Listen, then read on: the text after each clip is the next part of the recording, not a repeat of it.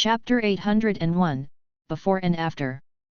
Bai Linglong replied, the director of the Imperial Secretariat Pei Ming has two sons, Pei Zhou and Pei Yu. The one who they sent was Pei Yu. He's always been sharp, and he's also a well-known figure among the Pei clan's younger generation. Ziyuan thought to himself, the ones who are coming aren't the best after all. Looks like the Crown Prince's faction did think this through. He thought that it might have been Big Manman, but it seemed he might have been overthinking it. What is it? You seem to be a bit disappointed, Bai Linglong asked out of curiosity. It's nothing. Ziyuan obviously wouldn't be so stupid as to mention another woman in front of the girl in front of him. Right, are you guys close to the Pei clan? He asked. Why did he seem to recall Pei Mianman saying that their clan was part of King Qi faction? Bai Linglong shook her head. It'll take a while to explain our relationship. To put it simply, the Pei clan is split into two parties. The first belongs to the waterfront duke, chief attendant Pei Zheng. He has many children and they're connected to King Liang, the Lu clan, the Zhang clan, and other powers in marriage. They appear to not be under anyone's faction, but I know that he supports King Qi more. Ziyuan nodded. That seemed to be the party Big Manman had been talking about. Bai Linglong continued, as for Pei Yu, he comes from the Great Deer Duke, director of the Imperial Secretariat Pei Ming. Because he's also a member of the Imperial Secretariat, he doesn't really get along with my father. Ziyuan was surprised. Why would you let his grandson participate in this exam if they don't get along? Bai Linglong explained, perhaps it's because you don't understand our clan's unwritten rules. A clan isn't necessarily all stuck together. There are bound to be different opinions. Even though Pei Ming doesn't get along with my father, his second son Pei Yu is close friends with my older brother. Furthermore, Pei Ming's wife is extremely close to my sister. With these relationships, that's why we obviously wouldn't refuse Pei Yu's participation. Ziyuan sighed. These clans were all joined in marriage, so even clans that were part of different factions could remain close. He smiled and said, if Pei Yu's grandmother and your mother are close, shouldn't he call you auntie? Bai Linglong blushed. That's only if you look at family seniority. In terms of age, we're about the same. Ziyuan was about to tease her a bit when he suddenly thought of a problem. Pei Zheng and Pei Ming are clan brothers, while Big Manman is Pei Zheng's granddaughter. Doesn't this mean that Big Manman needs to call Bai Linglong auntie as well? Then isn't she also my aunt? Ziyuan's smile froze on his face when he realized that. Pa! I'll just mind my own business. This stuff has nothing to do with me. Bai Linglong said, because of the existence of the Pei clan's other faction, I suspect that Pei Yu approached my brother precisely for infiltration purposes. That's why I have no choice but to be on guard against their people. This time, our attention will mainly be focused on Pei Yu in preparation for any sinister plots. All right. Ziyuan nodded. This woman was rational, not letting friendship cloud her judgment. She was a natural politician. Bai Linglong continued, apart from him, the Lu clan sent in Lu Xian. He's General Lu Yao's second son, a hedonistic child. He's only barely reached the 5th rank despite being well into his 30s. It really is embarrassing. Ziyuan was stunned. The Crown Prince's exam is extremely important. Why would you bring in a straw-bag idiot like him? To be honest, the 5th rank wasn't low at all. In some rural areas, 5 ranks already represented an incredible existence. But this was the capital where geniuses were everywhere. That was why he paled in comparison. Most importantly, he was already in his 30s. The 5th rank students of Bright Moon City were geniuses, and they were only in their teens. A 5th rank in their 30s, furthermore one that had reached that level due to endless resources, really could be called a good-for-nothing straw bag. Bai Linglong said with a bitter smile, there's nothing we can do. This exam is too important, so the different clans are all sending some of their children to make it look as if they care. After all, in the eyes of most people, this exam will probably be filled with dangers. If they could somehow overcome this trial with the Crown Prince and complete this mission, that would be a tremendous contribution. Everyone has their own goals, and as their ally, I have to pay attention to the interests of all of these clans. I can't refuse his addition. But the Lu clan understands the importance of this trial. Apart from sending in Lu Xian, this spoiled young master, they also sent in his sister's outstanding son. He's much more capable. He's roughly the same age as Lu Xian, but he's already reached the peak of the 6th rank. Furthermore, his steadfast nature is reassuring.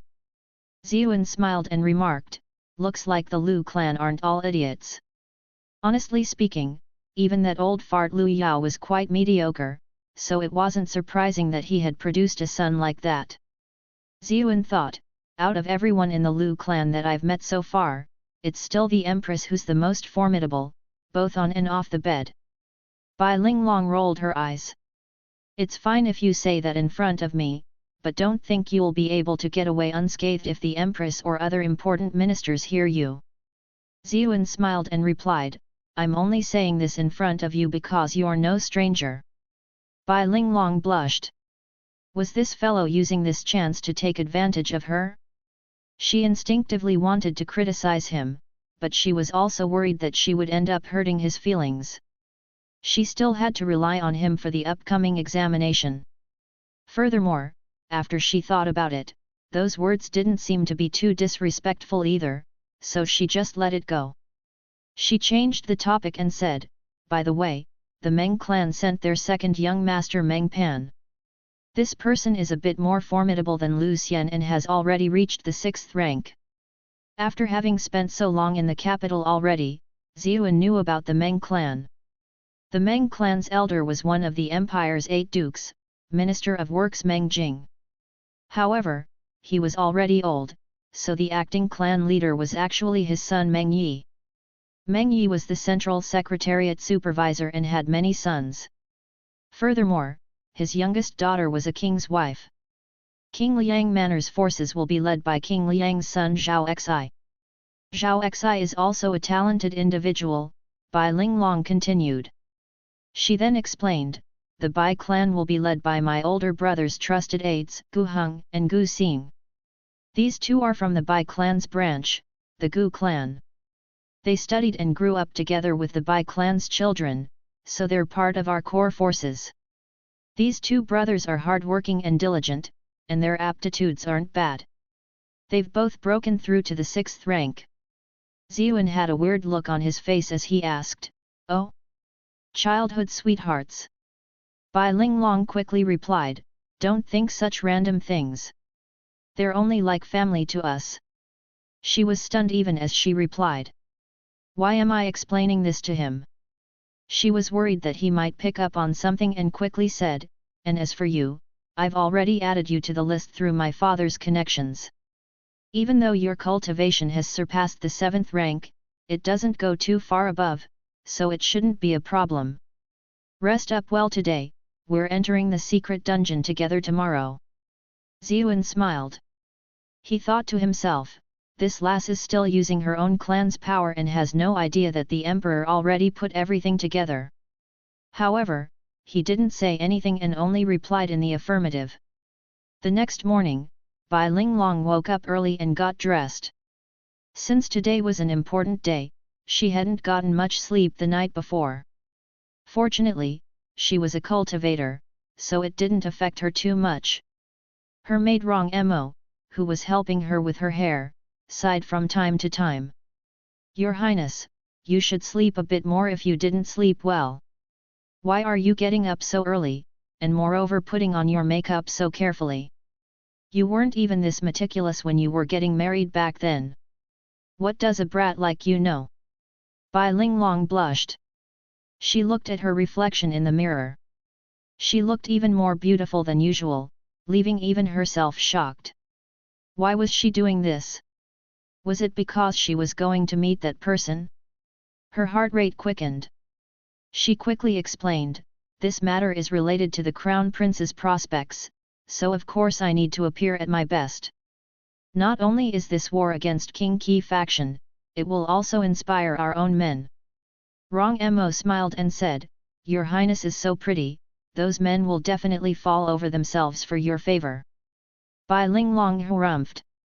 How can you say nonsense like that? The crown prince isn't here anyway. Rong Mo didn't seem bothered. Honestly, recently, Your Highness' mental state has become much better than before. Really? Bai Linglong was stunned. She hadn't even noticed that herself. Of course. Rong Mo chattered continuously.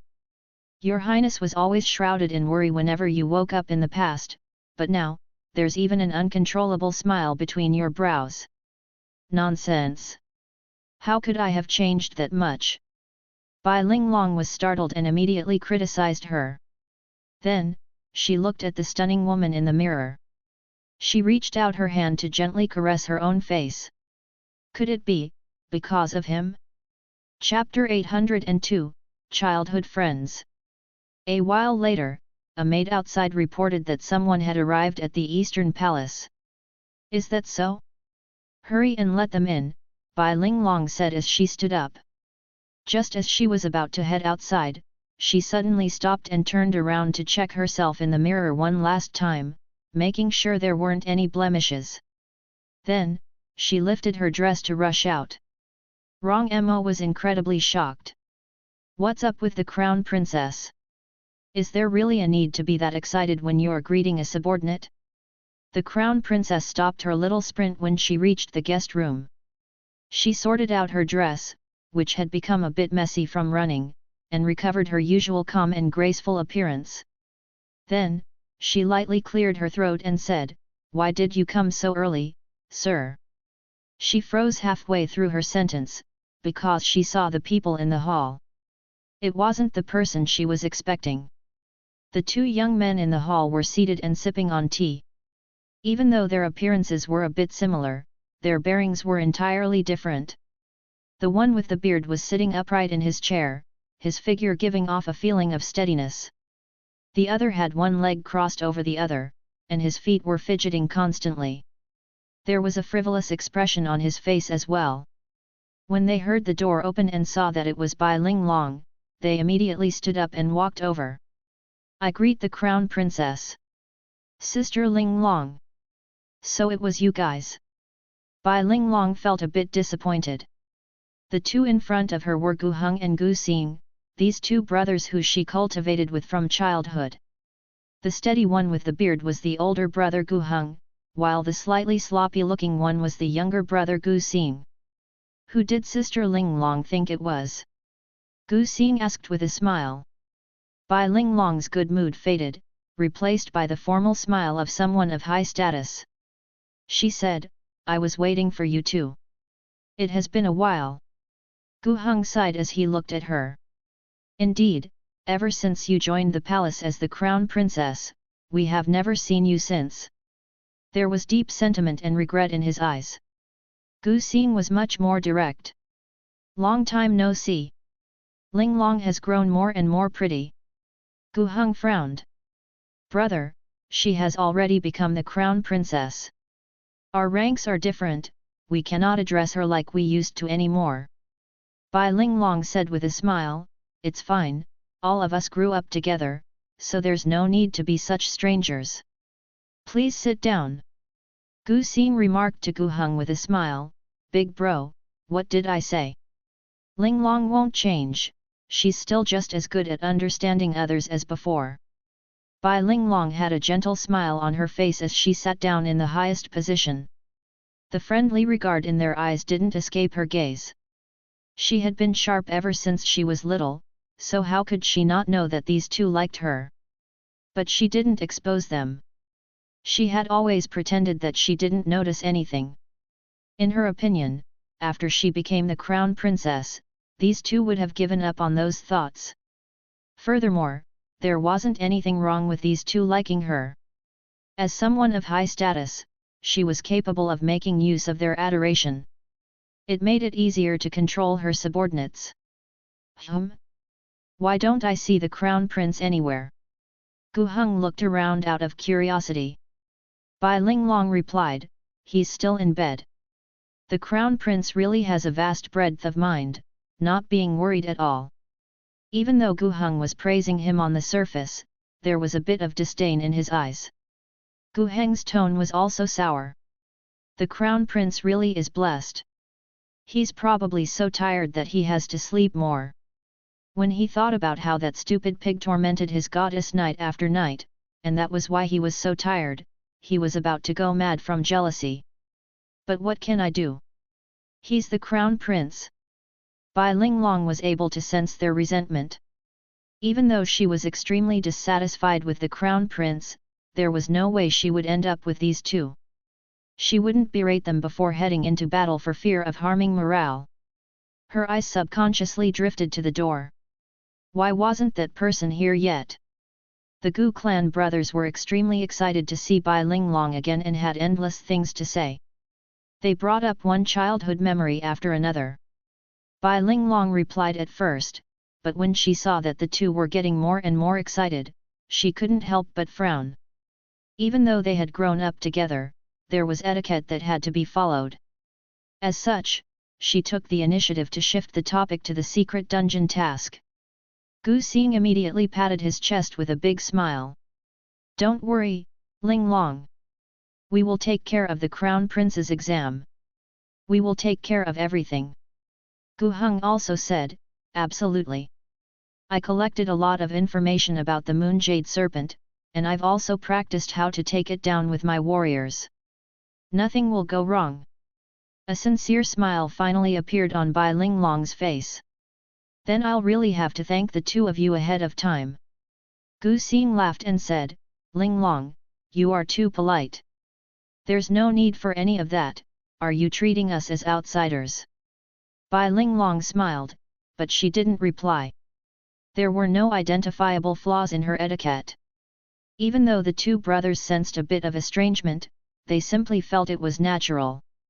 She was the glorious crown princess now after all, so this type of bearing was within their expectations. They discussed all kinds of scenarios that might happen in the dungeon, and time unwittingly passed. Even the crown prince was woken up under the eunuch's care. However, Ziyuan still hadn't arrived. The Gu clan brothers also sensed that something was off. Gu Heng couldn't help but ask, is the crown princess waiting for someone? Bai Linglong nodded. I am waiting for the crown prince's chamberlain, Sir Ziyuan. Oh, Bright Moon City Chu clan's drafted son-in-law, Gu Xing sneered. His voice carried a bit of contempt. Bai Linglong frowned inwardly, but she didn't say anything. Gu Heng coughed and said, Brother, speak properly. Sir Ziyu is now the crown prince's chamberlain. Gu Xing grumbled, but wasn't he originally from Bright Moon City? And he is the Chu clan's drafted son-in-law. Am I wrong? Bai Linglong calmly said, he no longer has any connection with the Chu clan. Do not use words like drafted son-in-law. Ah, I remember. I think he was rejected by the Chu clan, Gu Xing said. But that's a good thing, or else we'd really feel injustice for Chu first miss. How could someone like her be with a rat off the streets? Bai Linglong frowned inwardly again. The contempt in his tone was something common among influential clans toward those of lesser backgrounds. After some hesitation, she decided that it wasn't convenient for her to defend Ziyuan with her status.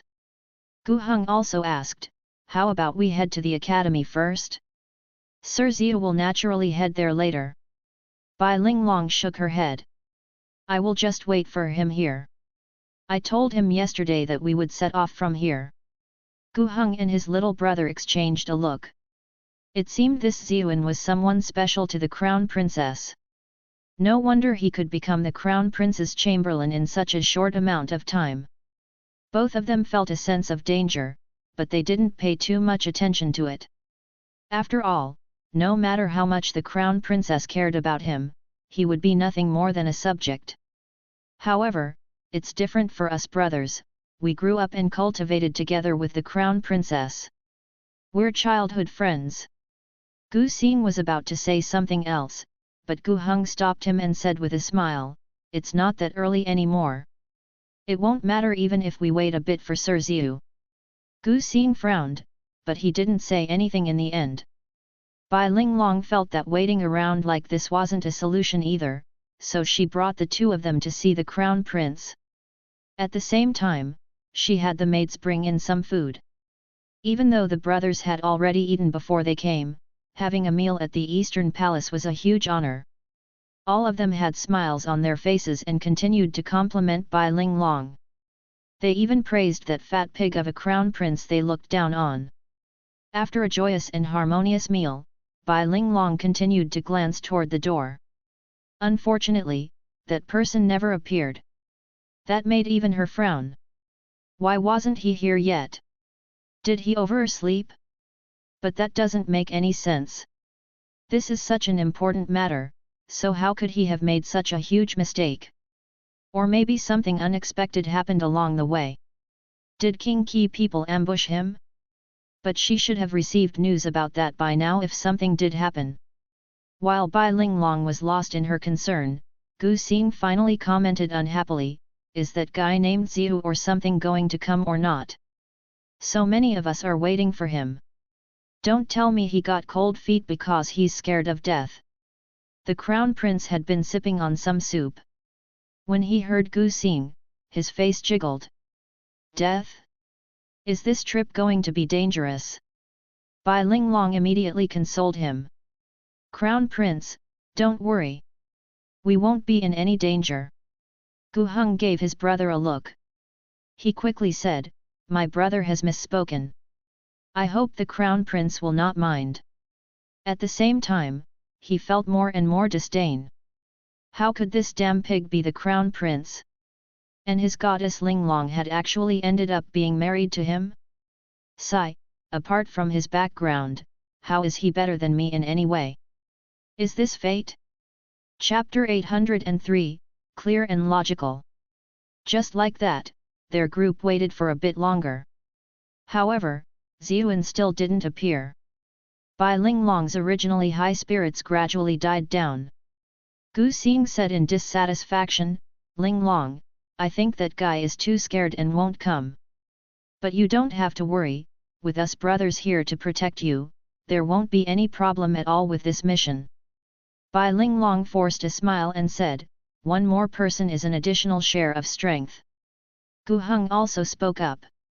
It sounds as though the Crown Princess favors this Sir Ziyu quite a bit. Rong Mo pouted and said with strong resentment, that's exactly what it is. There was supposed to be one 7th ranked cultivator who could enter. The Crown Princess didn't take me and insisted on choosing him. Don't speak frivolously. This is the conclusion everyone reached after a discussion. Bai Linglong shot her a look. This girl was getting more and more out of hand.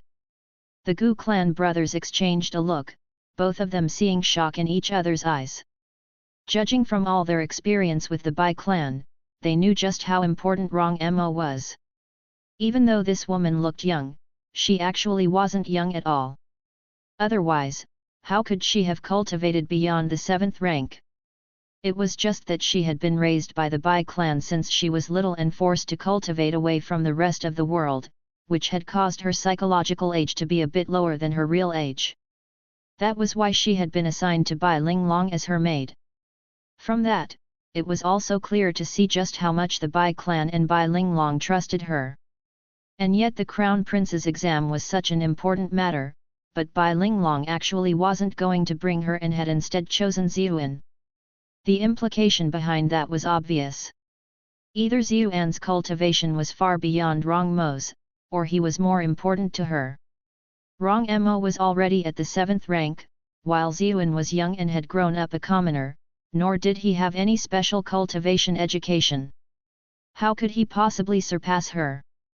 In their opinion, it was the latter. Both of them felt a strong sense of danger when they thought of that. Gu Heng thought for a bit, and then said, Crown Princess, if Sir Ziyu still does not come in the end, will we just continue to wait here forever? It is not a problem for us brothers to wait, but it is improper for the Crown Prince to wait here like this. Furthermore, it will be bad if we do not enter the dungeon and it closes. Gu Xing nodded in admiration. His big brother's thoughts were in line with his own, but he was able to hide his real objective behind some high-sounding reasons. He had always felt that that was too hypocritical, but he now felt his big brother was much more likable. The fatty also became noisy when he heard that. Exactly, exactly. It's so boring just sitting here. Gu Heng and Gu Xing silently exchanged a look when they saw the crown prince's reaction. A small smirk appeared on their lips. A look of disappointment flashed through Bai Linglong's eyes when she saw how the crown prince was making a scene, his behavior unlike how a crown prince should act at all. She said quietly, "Momo, all of you should escort the crown prince to the academy first. I will pay Sir Ziu's home a visit." "Yay! We're going to play at the academy," the crown prince exclaimed, running off excitedly. Rong Mo didn't even have time to say anything. She quickly rushed out to escort the crown prince. Many guards from the Eastern Palace quickly followed behind them. The Gu clan brothers didn't move. They said, "In that case, we will remain here to ensure the crown princess' safety. We want to see just what kind of hero this Sir Ziu is as well." Bai Linglong was actually going to personally pay his home a visit? Both of them felt incredible jealousy. They obviously wanted to follow along to take a look for themselves. The crown princess frowned. She could sense their hostility toward Ziyuan. It wasn't a good idea to bring them with her. However, after thinking about it, she felt that it might be beneficial for them to meet each other now, since they would be spending some time together in the dungeon later on. As such, she nodded and called over Piao Duandiao and Jiao Sigun from outside. After all, she had never been to Ziyuan's home before. Ziyuan's residence was inside the city. They quickly arrived outside. Bai Linglong didn't have anyone else send a message, and instead walked straight toward the house. When the servants saw the crown princess, they panicked and greeted her. Bai Linglong didn't see Ziyuan anywhere after looking around, asking, "Where is Sir Ziu?" "Sir Ziu left early in the morning," a maid replied. "He left?" Bai Linglong was stunned. Why hadn't she seen him yet, then? Then did something really happen to him along the way?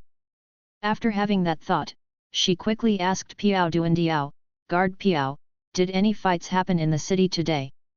Piao Duandiao shook his head. "I didn't receive any information of the sort." Bai Linglong frowned. "Then where is that guy?" This was inside the city, after all. With Ziyuan's cultivation, there was no way he could have been kidnapped without anyone knowing. Gu Xing remarked with a smile, maybe he found out about how dangerous a secret dungeon was, so he was too scared and ran away. The crown prince wasn't here, so he didn't have to worry about that anymore. Jiao Sigun harumphed and said, "Sir Ziu isn't that type of person." He was already extremely pissed off from hearing these two talk badly about Ziyuan on the way here. It's possible to know someone for a long time without understanding his true nature. You can see the situation for yourself right now. He didn't show up at the agreed upon time, did he? Gu Xing remarked with a shrug. Sir Ziu might be held up by some other matter. Piao Duandiao also spoke up. Gu Heng frowned. Looks like this Ziyuan is quite popular in the Eastern Palace. Even these two lesser guards were speaking out for him.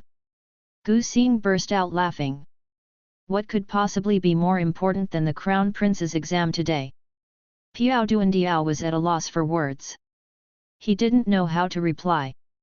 Gu Xing gave the house a look. Maybe Sir Ziu only pretended to leave, but he's just hiding inside. He walked straight in after speaking.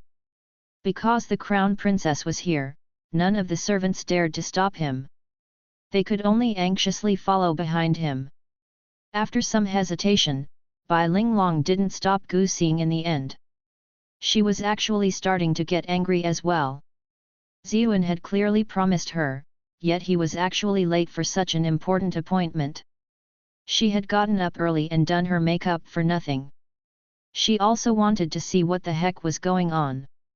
You have successfully trolled Bai Linglong for plus 233 plus 233 plus 233. This courtyard wasn't that big. Gu Xing quickly searched through the entire place, but he didn't see any sign of Ziyuan. He laughed and said, "Looks like he's hiding outside." Gu Heng coughed. "Brother, please do not jump to conclusions. Sir Ziyu might already be at the Eastern Palace." Gu Xing sneered. "How is that possible? We just came from the Eastern Palace, yet we didn't see any sign of him. Sigh, I guess we can't expect much from a kid off the streets after all. It's fine in normal situations, but when push comes to shove, his cowardly and pathetic nature becomes apparent." "Nonsense!" Jiao Sigun argued.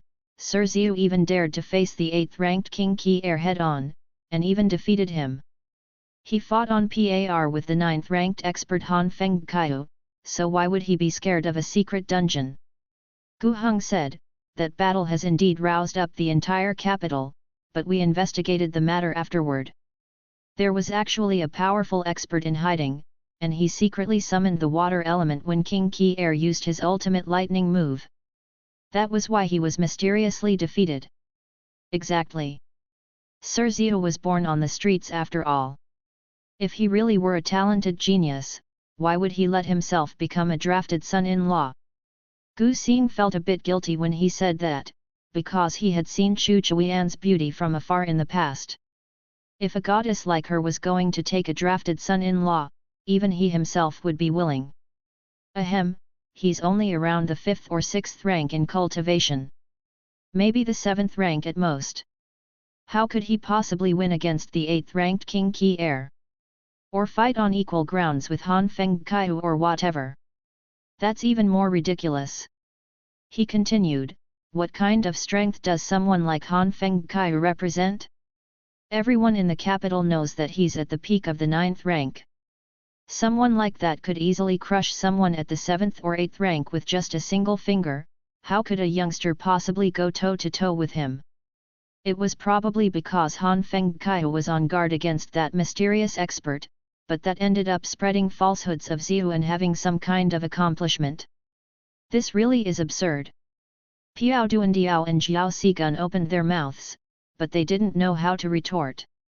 After all, to them, someone at the peak of the 9th rank really was someone who was impossible to defeat for someone of lower rank. They looked around in frustration and helplessness. "Big Bro Ziyu, where are you?" Chapter 804, Implicit Meaning. Ziyuan was currently inside the Royal Academy. As it turned out, Zhang Luofu had sent someone to tell him to head over to the academy first. He was initially suspicious, because her clan did have King Qi backing them. He worried that it might be some trap. However, he quickly gave up on that thought. If he even had to doubt Zhang Luofu, then living in this world really would be too tiring. He knew that Zhang Luofu wouldn't cause him trouble at such a crucial time, so he didn't hesitate and headed straight to the academy first. Either way, the dungeon where the Crown Prince's test was going to be held was there, so it wouldn't interfere with official matters. Zhang Luofu was dressed in a dark blue dress. Her black stockings were visible through the slit in the side of the dress. Ziyuan sighed in admiration when he saw her. "Big sis, are there really no men who chased after you these past few years?" "Of course there were," Zhang Luofu said with a smile. Violating a woman through force, coercion, or other methods, or forcing them to do sexual acts, counts as rape. The law punishes these actions with 3 to 10 years of prison time. Ziyuan gave her stunning legs a look, and then said, "I'm sure many men wouldn't mind spending 3 years in prison for you." Zhang Luofu said calmly, "Don't forget that according to the Great Zhou dynasty, the victims have authority over the punishment. I've always been a kind person, so I wouldn't go so far as to take their lives. However, the tools used for the crime should be confiscated." "No. Confiscate the tools." Ziyuan felt a chill run through his legs. This woman had just said something extremely terrifying in a nonchalant manner. Zhang Luofu continued, "Since I'm a lawyer, then everything I do is backed by the law. You don't need to wonder if my actions are rational and legal." Ziyuan said with a sigh, the law you're speaking of seems to describe only women as the victims. Then what if a man were humiliated? Then what would happen?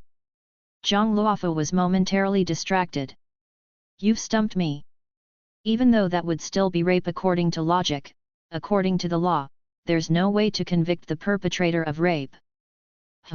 This issue you've brought up is quite constructive. I'll find a way to bring it up to the court and have the law amended. Ziyuan was speechless and said, You don't have to take my words that seriously, haha. I was just joking around. Zhang Luofu shook her head. It might be a joke to you, but for legalists, we have the responsibility of making the law more complete so that fewer innocent people will be wronged without any hope of justice. Ziyuan felt great respect when he saw the steadfast expression in her eyes and the dignified look on her face. The bit of frivolousness within him also disappeared. Then I'll thank you in place of all of my male compatriots. This is my job, what is there to thank me for? Zhang Luofu chuckled. Her expression suddenly became distant. Right, why did you suddenly think of such a rare situation? Don't tell me that you... Screw that! Ziyuan immediately jumped in fright. How is that possible? I've only bullied others, no one has ever bullied me like this. A dangerous glint flashed through Zhang Luofu's eyes. I advise you not to break the law in front of me, or else this big sis won't show mercy just because of our friendship. Ziyuan smiled awkwardly. I'm an upright person, how could I possibly do those illegal things? By the way, big sis, what did you call me here for today? There was something I needed to talk to you about. Zhang Luofu opened the cupboard beside her and took out a roll of silk. There were all sorts of diagrams on it. Some areas had red exclamation marks on them. This is a map of the Academy's dungeon. It records the various terrain and vicious beasts in detail. Ziyuan was shocked. You guys even have a map? Zhang Luofu rolled her eyes. Of course. This is the Academy's secret dungeon, and it opens up once every few years for the students to train in. The last time it was opened was 3 years ago. As an Academy teacher, of course I know about the situation inside. I believe the various powers know the details of the dungeon as well, just that their maps definitely aren't as detailed as this one. She continued, you should stay as far away from these red exclamation marks as possible. You absolutely can't get close to them.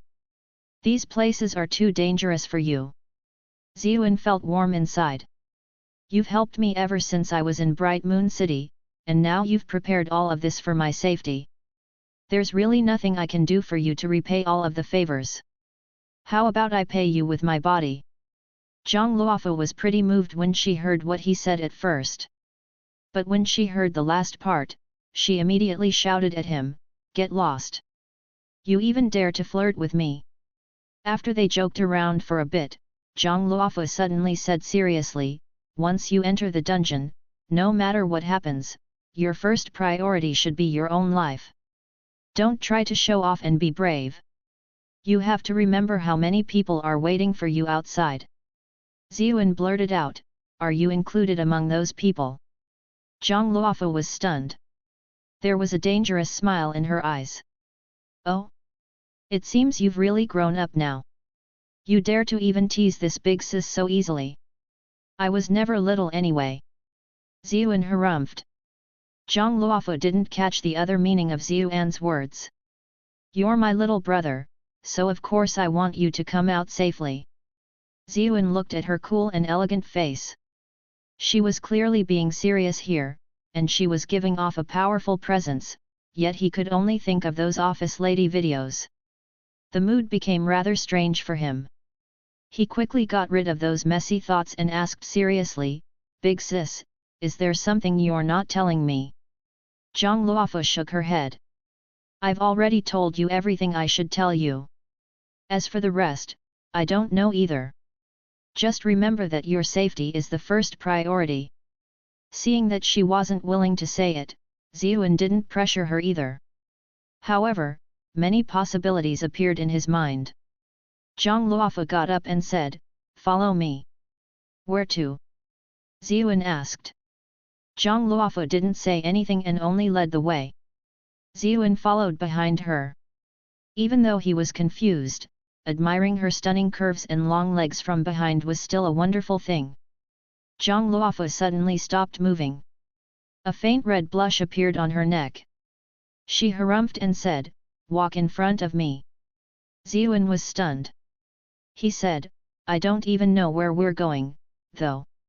"I'll give you directions," Zhang Luofu replied.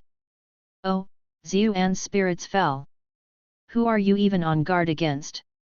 Who was the one blabbering about how you didn't care if others stared at you, that being looked at was the best praise? Looks like girls are all liars after all." The two of them went through several turns and quickly arrived at a secluded courtyard. Judging from the alternating black and white tiles on the ground, Ziyuan could tell that he had arrived at He Bei's place without even asking. A handsome man with dark circles under his eyes was holding a game record book and trying to memorize it in a daze.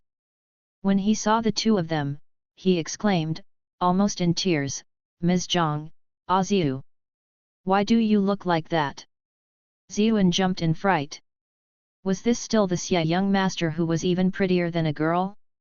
His face was wan and sallow, as if his skin had been sucked dry. His hair looked a bit oily and probably hadn't been washed for several days. "Teacher wants me to play Go with him every day, and I'm tormented by him day and night. Whenever he's satisfied, he just goes back and sleeps, while I have to continue to memorize these Go games. It's been so many days since I've had some proper sleep," Xie Xiu grumbled.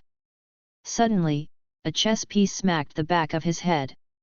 He Bei's lazy voice called out, "You're talking smack behind your teacher's back again? Then add 100 Go games as punishment." Xie Xiu became depressed, and tears even began to gather in his eyes. Zhang Luofu said with a consoling smile, "Your teacher is doing this for your sake. In this way, your mind will be tempered and broadened, and your memory and calculative ability will improve. Then, you'll be able to properly cultivate their Go school's technique." Xie Xiu was stunned. He clearly hadn't realized that yet. "Eighth sister, why are you telling that to someone like him? I also intended to work on his temperament. This brat has no discipline at all. Telling him that won't help him." He Bei walked out and spoke discontentedly. However, when he saw Ziyuan, his strict expression immediately became polite. He quickly walked over and exclaimed, "So it was Sir Ziyu. I'm honored by your presence. Come inside. Let's have a chat. I already discovered a way to win against the situation from last time. Little Xiet, what are you staring stupidly for? Get us some tea." Xie Xiu wanted to cry. He was also a human, yet why was he treated so differently? He really couldn't associate this bootlicker with his usually strict teacher. After all, he had been drinking and chatting merrily with Ziyuan a day ago. He had even given him some advice. But who would have thought that things would change so quickly? Ziyuan immediately said, "I still need to enter the dungeon together with the Crown Prince, so I fear we won't have enough time to play a game." "What Crown Prince whatever? How can it be more important than chess?" He Bei asked indifferently. Ziyuan was completely speechless. The people in the academy don't seem to treat the royal family with much importance at all. Zhang Luofu coughed and said, "Senior brother, the reason we came today is because we wish to ask for something from you." Chapter 805, Last Breath. He Bei harumphed and said, "Nope."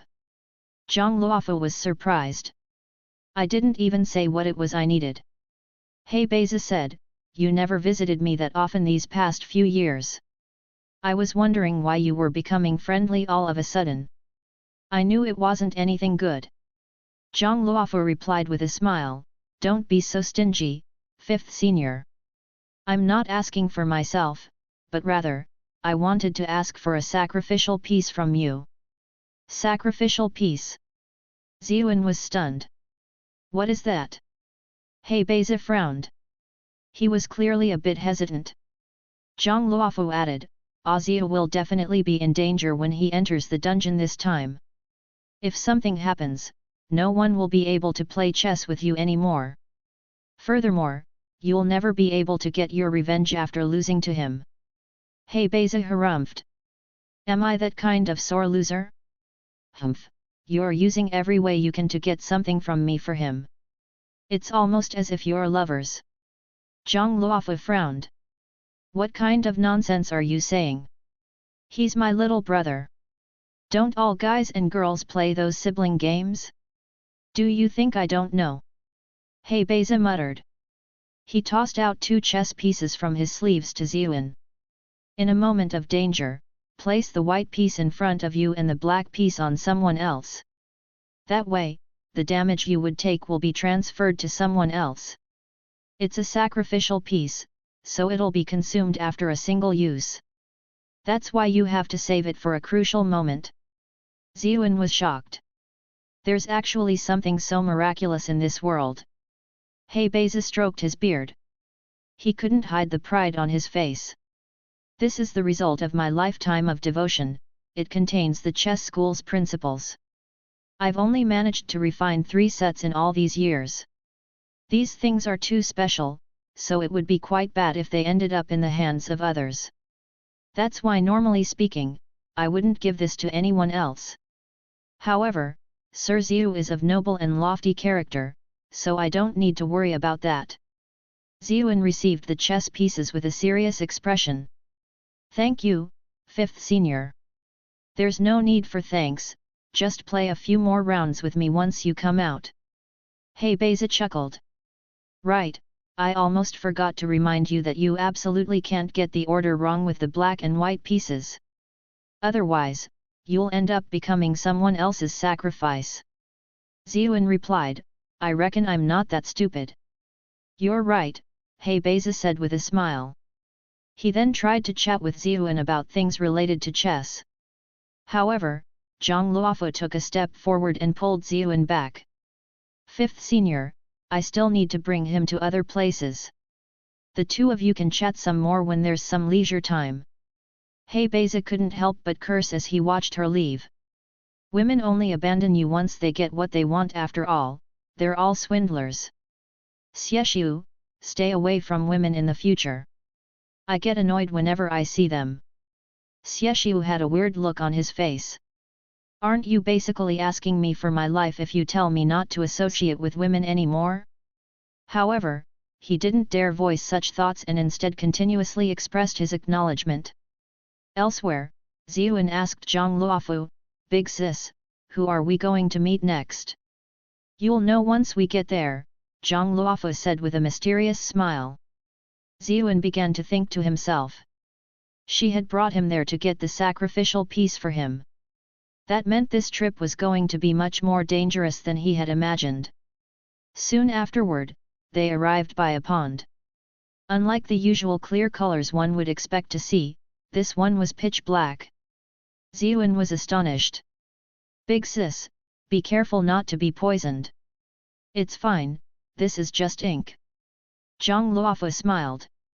Then, she walked toward the pavilion by the lakeside. Ink. Only now did Ziyuan notice that there were 2 large, white geese swimming on the surface. If there really was poison, then they would have died a long time ago. Just how much ink was needed to dye an entire pond black, though? Wait, if it's ink, then why are these 2 geese's feathers so white? He looked carefully and saw that there was blue light swirling across the surface of the 2 large white geese's bodies. This was definitely the power of a formation. Once they passed a covered walkway, the area ahead of him suddenly became spacious and well lit. A young lady who seemed to have a graceful and subdued temperament sat in a gazebo. She was copying a stone tablet. Together with the inverted image of the pitch-black water, her presence formed a noble and elegant scene. The young lady was focused on her drawing. The wind blew away the hair around her temples, revealing a beautiful and familiar face. Lady Xie! Ziyuan exclaimed. He had only met Xie Dayun once ever since she came to the capital with her younger brother. Meanwhile, he had met Xie Xiu several times already. Xie Dayun's body clearly trembled when she heard his voice. Then, a drop of ink dropped from her brush, ruining the calligraphy she was copying. Ziyun felt rather apologetic. Sorry, I ended up ruining your work. Xie Dayun lowered her brush and slowly shook her head. It's not your fault. I'm the one who hasn't reached that pure state of meditation the teacher spoke of yet. Ziyun sighed in amazement. They hadn't met each other for a while, now there seemed to be a bit of a gentle and refined aura around her, as if she were a hermit who stood aloof from worldly matters. Is that so? Zhang Luofu chuckled. Your mind was quite calm when I was standing next to you just now, yet as soon as Ziyu spoke, your mind was no longer so. Xie Dayun's graceful and aloof appearance was instantly shattered. She even blushed slightly. She couldn't help but exclaim in annoyance, Ms. Zhang. All right, let's talk about important matters. Zhang Luofu smiled and asked, did you prepare what I asked you for last time? Xie Dayun voiced her acknowledgement. She took out an apricot yellow talisman from the case next to her. On it was a complicated rune drawn in cinnabar. She handed it to Ziyun. Big brother Ziyu, I heard you were going to enter the secret dungeon, and that it was going to be dangerous. Unfortunately, I cannot help you by your side, so I prepared a talisman for you. I hope it can help you during a moment of trouble. Zhang Luofu smiled and explained, this is Great Senior's last breath talisman. When you place it in front of you, it can negate 20% of damage and leave you with one last breath of life. That's why it's called the last breath talisman. This is Great Senior's treasure, something even I might not be able to obtain if I asked. It's only because Dayun is his precious disciple that she managed to get one from that miserly fella. At the same time, she transmitted to Ziyun through Qi, brat, you better be grateful. Even though that scale little Yu'er gave you last time is incredible, it actually has a limit to the damage it can negate. Once that limit is passed, not even little Yu'er's talisman can preserve your life. However, this last breath talisman is something Great Senior poured his heart into. It condenses all of his understanding of runes. It uses the damage caused by the attack as its energy source, and then converts that into the power that protects you. That's why no matter how high the other party's cultivation is, it can reduce 20% of damage. This means that even if it were the Emperor who attacked you, it would still reduce 20% of the damage. As for whether you can keep your life or not after reducing the damage by 20%, that depends on your luck. That's why it's called the last breath talisman.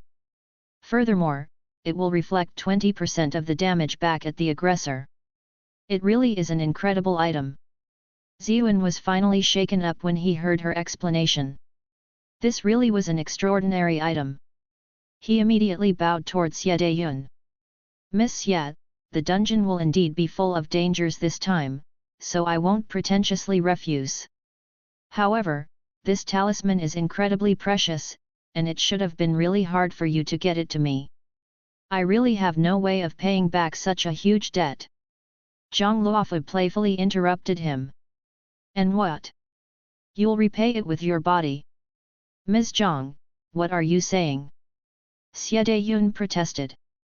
Ziyun replied with an upright expression, why would I say something like that? I've deeply engraved this favor in my heart.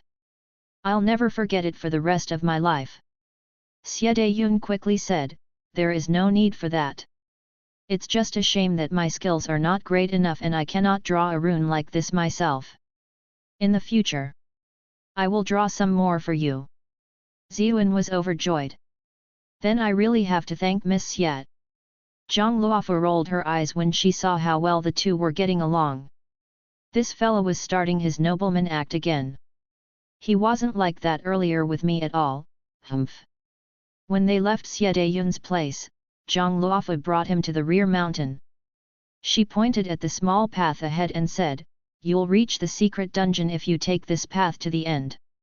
The Crown Prince's faction and King Qi faction are all there, so I won't join the liveliness. You have to be careful and remember the things I told you. Thank you, big sis. Ziyun wanted to say something along the lines of once I come back, but he was scared of setting up some bad flags.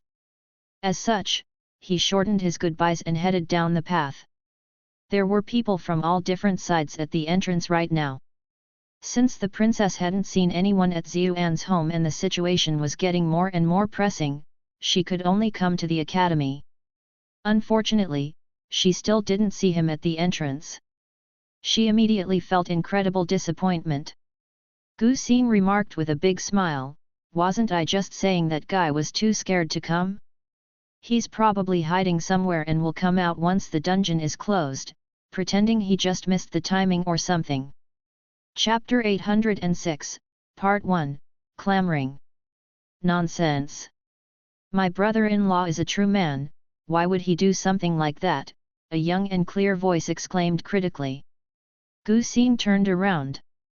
He saw a young man with pretty features staring angrily at him. Next to the man was a tan-skinned young lady. He said, "So it was young Master Chu and Miss Mirong." The Gu clan brothers naturally recognized these two after staying in the capital for so many years. One was the heir of the Bright Moon Duke, while the other was the beloved pearl of the Mirong clan. But Chu Yuzhao didn't plan to let him go at all and asked, "Mr. Gu, why were you shooting your mouth off here randomly?" Mirong King, he couldn't help but say, "Talking behind another person's back really isn't what a nobleman should be doing." It was only natural that she wanted to help her big brother Chu. While she had been hanging out with Xiuan recently, he had saved her clan brother, so she had already developed a good impression of him. Gu Xing said, "I would say the same thing even in front of Xiuan's face. Everything I said is the truth, so what's there to be ashamed of?"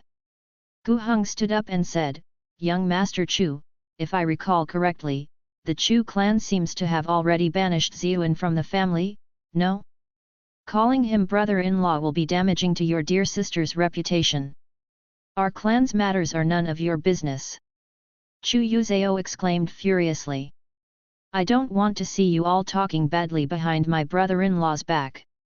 Believe me when I say I'll rip your tongues out." Gu Heng's expression sank. "Young Master Chu, we respect your opinion, but that is out of courtesy for the Qin clan. Do you think that the two of us are afraid of you? This is the Crown Prince's territory. It is not a place where the two of you can start trouble."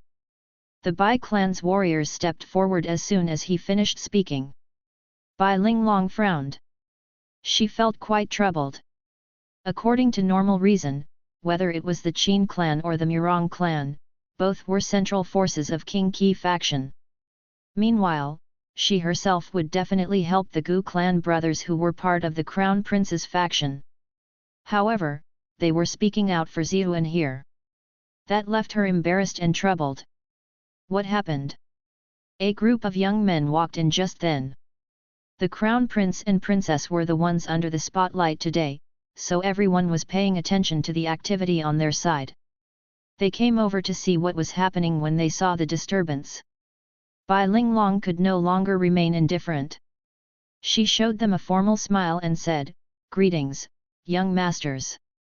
These people were precisely the disciples from King Liang Manor, the Lu clan, the Meng clan, and the Peng clan, as well as the disciples of the other clans. They were the ones who were joining the Crown Prince on his mission this time." Those people all cried out with a bow, "We greet the Crown Prince and Crown Princess." King Liang's son Zhao Xi was a fatty as well, but unlike the Crown Prince's fat that jiggled whenever he walked, he was more firm and robust with thick eyebrows and big eyes. His arms were big and his waist round, making him resemble a fierce general from the battlefield. He had always had a rather boorish nature. Together with the fact that he was also part of the royal family, he didn't feel as many misgivings as the others. He asked, "Crown Princess, have you only just arrived? We have already been waiting for a long time." Before Bai Linglong had time to even reply, Gu Xing immediately said, "The Crown Princess was waiting for Sir Xiuan. She even specially paid a visit to his home, but we still didn't see him." "Xiuan?" Zhao Xi roared with laughter.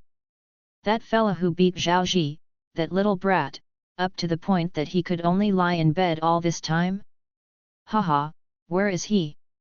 I've only heard about that person, but was never able to meet him. King Liang's faction had always been close to the emperor's side and didn't get along with King Qi. Furthermore, Zhao Xi relied on his own talent, and he was quite arrogant, so he had already been fed up with Zhao Ji for a while, and yet he just couldn't beat him. When he heard that Zhao Ji had been beaten up miserably by Ziyuan, he roared with laughter and held a huge celebration that night. Gu Xing didn't dare to speak rashly when he sensed the other person's good intentions toward Ziyuan to prevent drawing unnecessary enmity. It was instead Gu Heng who said, "We have been looking for Sir Zia for the past few hours, yet we still haven't seen him anywhere. Could it be that something happened?" Zhao Xi frowned. But that shouldn't be. With his cultivation, who could take him down that easily? A feminine voice sneered, "Your head really is all muscle instead of brains after all. Do you really think someone as young as Ziyuan could really defeat the 8th-ranked Zhao Ji, and furthermore, even fight on par with Han Feng Kaiu, who's at the peak of the 9th rank? Our Manners intelligence already discovered that there was a mysterious expert at the scene of the battle, so Zhao Ji's defeat was purely a coincidence." The one who spoke was a man with shiny hair and a powdered face. His features were feminine, his triangular eyes treacherous like those of a viper. His lips were colored even redder than those of a woman. "Meng Pan, you're always going against me. Don't tell me you like me." Zhao Xi roared with laughter. The feminine man was precisely the Meng clan's candidate this time, Meng Pan. He immediately clutched his mouth and looked as if he wanted to throw up when he heard what Zhao Xi said. "Blarg! Take a look in the mirror first before you speak. Even if I liked men, would I like you? Even if I did like someone, it would be someone like the Chu clan's young master with soft skin and red lips." Ah! Chu Yuzhao felt goosebumps cover her entire body when she was examined by Meng Pan. Murong King He pulled Chu Yuzhao behind her. Both of them had looks of contempt in their eyes. "Let's go back for now, big brother Chu." Murong King He really was scared that Meng Pan might go after her sweetheart.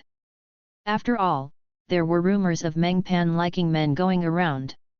She definitely didn't dare to get involved with someone like him. Chu Yuzhao had originally wanted to speak out against the injustice done toward her brother-in-law, but Meng Pan's gaze really was uncomfortable. Furthermore, these were all the crown prince's trusted aides, so they didn't get along. She decided to follow Murong King He. Meng Pan licked his lips as he watched Chu Yuzhao leave. "That fella is as lovely as a young lady. It really is quite the stirring sight." Someone nearby said with a chuckle, "He's Bright Moon Duke's sole successor. Be careful, or the Bright Moon Duke might come after you." The one who spoke was a man in his 30s. He had rather decent facial features, but the beard he had grown and the smirk on his face just made him seem a bit slimy. He was Lu Yao's son, Lu Xian, whom Bai Linglong had told Ziyuan was the spoiled good-for-nothing. Next to him was someone who seemed to be about the same age. He had thin lips and narrow eyes. His beard was shaved in a nice and orderly manner, while his hair was combed meticulously. In contrast to Lu Xian's frivolousness, his expression was serious, making him look like a responsible person. He was Lu Yao's nephew Gao Ying. Meng Pan couldn't help but sneer when he heard what Lu Xian said. "Bright Moon Duke? Isn't he just another setting sun? Why would I be scared of him?" His grandfather was the Minister of Works, while his father was the head of the Central Secretariat. In terms of status, his family was above the Chu clan, so there was no need for him to fear them. Even if you aren't scared of the Chu clan, you should be scared of the Qin clan, right? Bai Linglong cleared her throat. After all, Chu Yuzhao was Ziyuan's little brother-in-law, so she didn't want something to happen to him. Otherwise, Ziyuan might go completely mad. Even though she was upset that Ziyuan hadn't appeared yet and had gone back on his word, she didn't lose her reason and still took care of his family. Meng Pan chuckled when he heard the words Qin clan, but he didn't say anything. He might be able to overlook the Chu clan, but the Qin clan was definitely not someone they dared to offend for no good reason. Lu Xian roared with laughter and said, let's talk about something else. Weren't we chatting about that Ziyuan just now? Gu Xing said with a laugh, we were talking about how it was impossible for Ziyuan to defeat the 8th-ranked King Qi heir, let alone fight on par with the 9th-ranked Han Feng Kaiu. Wasn't the truth already discovered a while ago? There was a mysterious expert at the scene of the battle. Another youngster who had remained silent all this time spoke up. He had a gloomy expression, and he was definitely shrewd. That person was the Pei clan's Pei Yu. These youngsters all had their own pride. They refused to believe that that person could defeat someone who was so many ranks higher. Haha, well, we can at least say that Sir Ziyu's luck is good. It's not surprising for the Crown Princess to care that much about him. With him in the party, our group's luck will surely improve, Gu Heng said. His words sounded fair, but he was actually pouring all of his hatred out onto Ziyuan. The others learned that the reason the Crown Princess was late was because she had been waiting for Ziyuan, and became dissatisfied. There are so many of us here. Is there a need for us to depend on that Ziyuan? Exactly. Crown Princess, please don't worry. We're more than enough for this exam. What's so special about that Ziyuan that the Crown Princess needs to personally wait for him? Having him won't make a difference. Bai Linglong had already been annoyed. When she heard all the chattering, she finally couldn't take it anymore and cried, enough. Chapter 806, Part 2, Clamoring. The Crown Prince, who had just been watching everything from the side, jumped in fright. He was clearly reminded of the fear Bai Linglong had instilled in him over the past 2 years. The other clan's young masters became unhappy. They could clearly sense the Crown Princess' rage, but they didn't know how they had offended her. They thought, don't tell me it's all because of that Ziyuan? When she saw the others' expressions, Bai Linglong realized that she had lost her composure.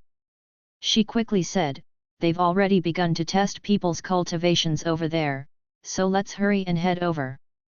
The Emperor's and King Qi factions had reached a tacit agreement. They would allow the Crown Prince to bring in people with him, but their cultivation ranks couldn't exceed the 7th rank. For the sake of preventing fraud, there was a key measuring instrument at the entrance, as opposed to having any one person judge people's cultivation rank. The device was a result of the Royal Academy's research, consisting of a piece of celestial stone paired with complex and intricate formations. It could quickly test a person's key strength, and thus deduce their cultivation level. The other warriors had already completed their tests. They were all around the 4th or 5th rank. Only their group was left for this test. There was obviously no need to test the Crown Prince. Everyone knew what he was like, so there was no point in embarrassing him. Then, the Crown Princess walked over. Bai Linglong stepped onto the stage and looked around, but she still didn't see that person. She sighed, and then walked forward. Next to the celestial stone stood a young lady in a witch's hat and dark blue starry robes.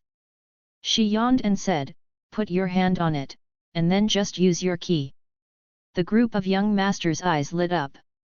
Lu Xian couldn't help but catcall. "Who is this little girl? She's pretty cute." Pei Yu said coldly, "I advise you to restrain those random thoughts of yours. She's the libationer's last disciple Qi Yaoguang, the junior sister the teachers of the Rear Mountain adore the most. She isn't someone you can afford to offend." Lu Xian flipped his hair, and then a charming smile appeared on his face as he said, "Even if those senior brothers dote on her, they can't stop her from courting love, right? If we really do express sincere love, not even the libationer should be able to stop us." Pei Yu was speechless. Those gathered looked at Lu Xian with strange expressions. This fellow really had some crazy confidence. Next to him, his cousin Gao Ying's face twitched. He quietly took a few steps away, as if he didn't know Lu Xian. The test taking place on the stage was already complete. Light was released from the celestial stone as Qi Yaoguang exclaimed, "6th rank." Those gathered immediately began to whisper among themselves. The Crown Princess had only been at the 5th rank not too long ago, yet now, she had already reached the 6th rank. Her cultivation talent was quite exceptional. Many people glanced toward the simple-minded crown prince and shook their heads inwardly. The difference was just too huge. It really was like a flower growing out of a pile of manure. When the crown princess descended, the others all glanced around in embarrassment.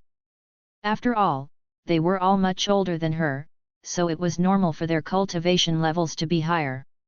However, with their difference in age, that small gap in cultivation made them all feel ashamed. Lu Xian was the first to say, "I'll head up first." He had always been rather shameless, known as the capital's publicly acknowledged playboy. He didn't mind being laughed at by others. He didn't immediately place his hand on the device to get measured, and instead walked in front of Qi Yaoguang with a smile first. "Little sister Qi, hello. My name is Lu Xian, and my father is a general of the court." "Oh, I know that."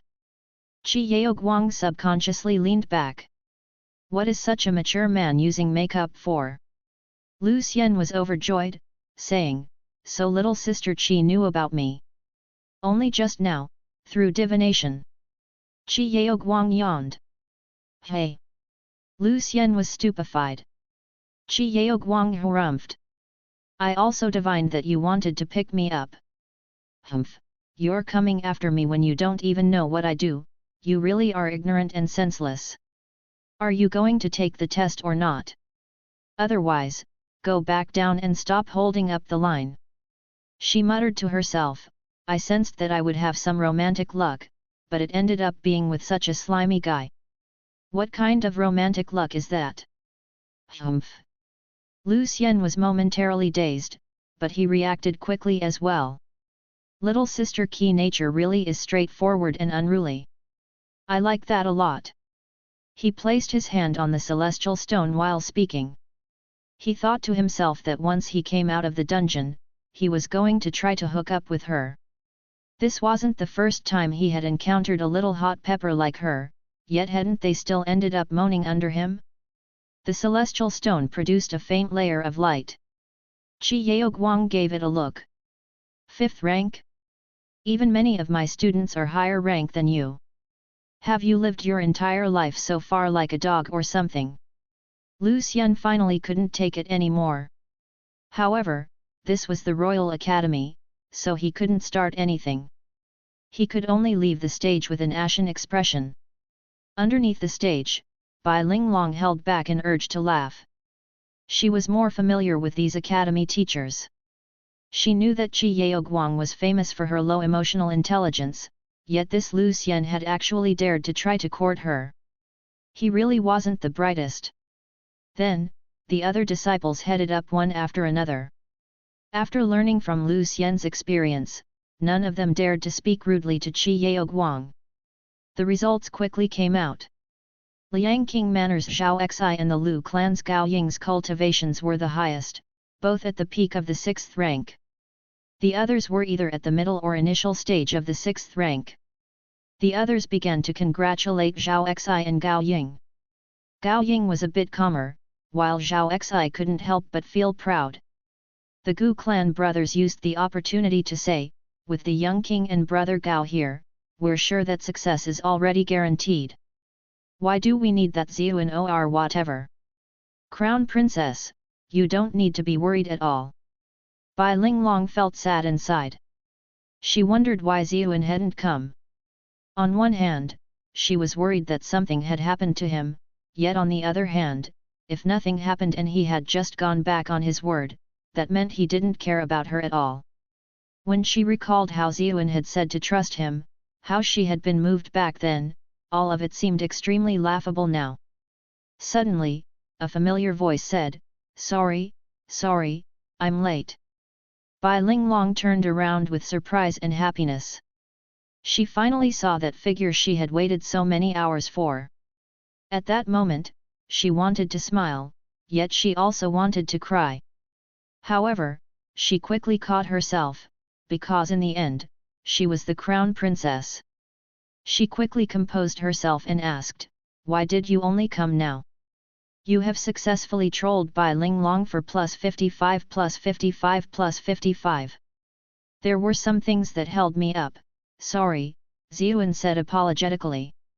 Meng Pan asked with a snicker, what can possibly be more important than the Crown Prince's exam? Gu Xing felt refreshed inwardly. Finally, he didn't have to step in himself. Ziyuan replied, it's precisely because the Crown Prince's exam is important that I'll explain the exact situation to the Crown Princess later. There were many people from King Qi faction here. He didn't want to expose Zhang Luofu, so he could only give that vague explanation. Qi Yaoguang spoke from the stage. Mr. Ziyu, are you going to test yourself or not? Bai Linglong said, you should get tested first. Everyone who's going to enter the dungeon needs to be tested. The Gu clan brothers were happy to see Ziyuan in a hard spot. They thought to themselves, the Crown Princess kept praising this fella, but his cultivation doesn't seem to be all that to us. If it was over the 7th rank, then he couldn't even go in. Out of sight, out of mind. If he hadn't even reached the 7th rank. Just wait and see how we'll deal with you then. Even the young masters from the other clans craned their necks. After all, Ziyuan's accomplishments were just too outstanding. Even though there had been some speculations that explained what had happened, what if this person really was just that formidable? Ziyuan walked onto the stage. He suddenly felt a bit apprehensive. Hadn't there been a similar ball-like thing when he tested his aptitude in Bright Moon Academy? Back then, that ball had erupted with light and exploded. Thankfully, Zhang Luofu had helped him cover up that matter back then. However, there were so many powerful experts here, and all of them were experienced. It wouldn't be so easy to deceive them. Qi Yaoguang's voice said by his ear, don't worry, this thing tests cultivation and not anything else. Ziyuan gave her a look. He saw that she didn't open her mouth and only gestured toward him with her eyes. She had said those words just now through key transmission. Eighth sister wanted me to remind you of that. Do you have some secret no one can know or something? Qi Yaoguang asked. This is so annoying, I still can't see through your fate or future. There are no secrets. Ziyuan smiled. At the same time, he felt warm inside. Zhang Luofu had even taken this into consideration, on top of giving him a map and helping him obtain some defensive treasures. She really was meticulous. This type of person would probably become a boss most trustworthy secretary, right? He placed his hand on the celestial stone. At the same time, he stroked the spice bag he had gotten from concubine Bai. He was actually feeling quite nervous, because he wasn't sure if it would be enough to let him through. The celestial stone soon shone. Everyone present cried out in alarm. Chapter 807, Part 1, Destined to Fail. It wasn't because Ziyuan's cultivation was too high, but rather because the tested result was too low. He was only shown to be at the 6th rank. In many people's eyes, the reason why he won against King Qi Heir was that there was a mysterious expert who had helped him. However, the fact that he had lasted so long in that fight meant that he had to either be at the 7th rank, or the peak of the 6th rank. And yet, he was actually just at the 6th rank. King Qi officials immediately called the result into question, feeling that there were problems with the test. They didn't want the Crown Prince to obtain a helper that was too powerful in the dungeon. The Crown Prince's faction was already well prepared. Many officials immediately engaged them in a war of words, fending them off. The two sides argued intensely. At that time, Qi Yaoguang harumphed and asked, "Are you all suspecting that our Royal Academy is siding with Ziyuan?" Even though her voice wasn't loud, it was able to penetrate through everything else. The place quickly calmed down. King Qi faction members smiled and replied, "Lady Qi has misunderstood, how could we question the Academy's standpoint? Since Ziyuan was tested to be at the 6th rank, he is at the 6th rank." They didn't want to offend the Royal Academy and push this neutral faction towards the Crown Prince's side. Furthermore, they had actually already discussed this among themselves before. A single person around the 7th rank wouldn't make too much of a difference. What had happened just now was a pretense so that the Crown Prince's faction wouldn't go too far. Bai Linglong's father Bai Qi voice said by her ear, "Linglong, did you give him an artifact that can conceal his cultivation?" Bai Linglong was also confused. "I didn't. Where would I get something that amazing? Then is he really at the 6th rank? Is it only some random tricks that make him much more formidable than others at his level?" Bai Qi asked, his voice full of suspicion. "It might be." Bai Linglong bit her lip. She thought to herself, this fella really is only at the 6th rank? Then it seems this trip is really going to be dangerous. However, when she remembered the solemn vow Ziyuan had given her the previous night, she suddenly felt at peace again. Bai Qi said, "King Qi will only approve of us sending in one person at the 7th rank, but you ended up choosing him instead of Rong Mo. Is he really worth it?" Bai Linglong took a deep breath and replied, "I trust him." Bai Qi frowned, but he knew that his daughter was competent and had good insight. Since she was persisting with her decision like this, that meant that he didn't have to say anything further. While the father and daughter were talking to each other, Gu Xin was instead overjoyed at the turn of events. After hearing Linglong's praises, I thought he was some amazing fella, yet he's only barely at the 6th rank. Ha, our cultivation might even be higher than his. Lu Xian coughed, indicating that he was offended by these words. Gu Heng didn't express his opinion as openly and instead said to Bai Linglong, "Crown Princess, you have always been rather kind, so you might not be aware of how treacherous those born from the streets are. I believe you might have been fooled by him." Bai Linglong said with a frown, "His real strength is definitely higher than the 6th rank." However, she lost confidence soon afterward. There had never been an issue with the Academy's testing device. Everyone could see that his cultivation really had ended up being at the 6th rank. Gu Xin chuckled and asked, "Linglong, what makes you so sure?" "In my opinion, some people just don't focus on cultivation and instead have people constantly brag about how strong they are. He might not have been exposed if not for the Academy's test today. That's not entirely impossible." Meng Pan chuckled. There were all sorts of rumors surrounding him in the capital recently. I refuse to believe that no one tried to spread those things deliberately. King Liang Manners Zhao Xi harumphed. "Humph, I actually admired him a bit. Turns out he was only at that level." Lu Xian instead said disapprovingly, "Even if we don't talk about his cultivation, his skills with girls are the real deal. I really have to find a chance to talk to him and see how he got Chu first miss favor with such an ordinary face." While the others were discussing this with each other, Piao Duandiao and Jiao Sigun were furious. Unfortunately, there was just too great of a difference in their statuses, and the test result really was the 6th rank. They didn't know what to say either. Bai Linglong was also starting to get affected. When she looked at the figure on the stage, her expression was a bit complicated. She didn't doubt his potential, but potential needed time. If there was even a single mistake in the Crown Prince's exam, there wouldn't be any time. The topic shifted because of what Lu Xian had said.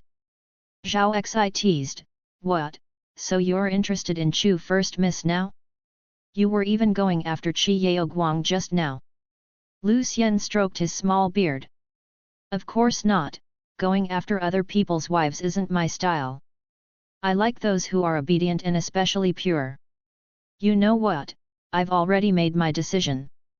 Lady Qi will be my next target. I'm going to study in the Royal Academy and attend her class, to admire her beauty up close." Meng Pan clicked his tongue. "Just give up. The Royal Academy's students are all talented, and Lady Qi is the Libationer's core disciple. The key is that she's even capable of divination, making her way too powerful and mysterious." Divination. Lu Xian realized something. No wonder she knew what I wanted to do ahead of time. Haha, this kind of woman is even more worth subduing. The others rolled their eyes. They didn't feel like paying attention to his delusions anymore. All of them began to chat among themselves.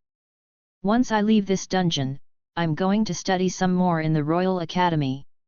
I only studied carelessly for 2 years back then. Now, I feel a bit regretful that I didn't study the most important things from the academy. Yeah, I was thinking the same thing. I heard that there'll be a selection exam coming up soon in the academy's rear mountains. With our background, we should be able to sign up for it directly. Only after one gets into the rear mountain can you learn the most important techniques from the Libationer's direct disciples. Which teacher do you all want to become the students of? I like playing Go more, so Hebe's chess Deo seems the most interesting. I hope I can become a student of Mr. Shensuzi instead. After all, pills become extremely important once you reach later ranks of cultivation. I heard that he's even able to control golems in battle. If I had a few golems behind me, wouldn't I immediately become several times stronger? As for me, I like Ms. Zhang. She has carefully studied the law, and her cultivation is profound. I'm sure I'll be able to improve a lot by following her. Tisk, do you really want to study the law? We almost don't even want to expose you. But Ms. Jiang's black stockings really are incredible, who wouldn't want to learn from her? Even though they had lowered their voices, Bai Linglong could still hear everything clearly since they were so close to each other. She was completely speechless when she saw the Gu clan brothers join in with suspicious smiles. These damn men were all good-for-nothing perverts. Pei Yu said with a sneer, "Look at you all, being so picky. The selection exam for the rear mountain is extremely strict. All who pass are extraordinary talents. You should be happy if any of the teachers are willing to take you in. I guess you're right. I don't even know if I'll pass that selection exam. Ah, heavens, please help me. I'll be eternally grateful to the world if I'm accepted." All of them immediately became much more humble when they realized the difficulty of entering the rear mountain. They were no longer in such high spirits as before. Someone with sharp eyes said, "Hey? Aren't those the teachers of the academy's rear mountain?" "You're right. Those are Shen Suzi, He Beizi, Wang Shiyang, Yin Shi, and wow, those legs in black stockings definitely belong to Zhang Luofu. Hey? Why would all of the teachers come out? It's been so long since such a thing happened." Gu Xing was quick on his feet and immediately spoke out in praise. Of course it's because the Crown Prince and Princess are setting out on a mission, so the Academy had them come out to see them off. Even though the others knew that the Academy had always held a neutral position, that they shouldn't do anything that would clearly show partiality toward the Crown Prince, they couldn't think of any other possibility, so they supported Gu Xing's opinion. At the same time, they sorted out their clothes and held their heads high. They thought to themselves that their luck this time really was good, for them to be able to share in the limelight of the Crown Prince and Princess. When the teachers came over to greet the Crown Prince and Princess, they had to behave well. Who knew, they might catch the eye of one of the teachers and be taken in as a disciple right there and then. Ziyuan had already gotten down from the platform. He walked over to Bai Linglong and nodded toward her with a smile. Bai Linglong thought to herself, "This fella seems surprisingly relaxed." She hoped that he would continue to hold the same attitude once they went inside the dungeon. Even though the young masters of the other clans didn't think too highly of Ziyuan, their attentions were completely diverted. Not even the Gu clan brothers said anything else. All of them stuck out their chests and had polite expressions on their faces as they faced the rear mountain teachers. Gu Xing was the quickest of them all. He rushed out and greeted them. "Teachers, did you come to see the Crown Prince and Princess off? They're over there, I'll lead you guys." The others cursed Gu Xing's craftiness. They rushed over one after another to curry favor. However, the teachers remained cold and aloof, not paying them any attention. Chapter 807, Part 2, Destined to Fail. However, the young masters didn't feel dissatisfied at all, but rather felt that this was how it should be. After all, the Royal Academy had never built relationships with any influential clans and only cared about talent. The direct disciples of the libationer in the rear mountain, in particular, were aloof and arrogant.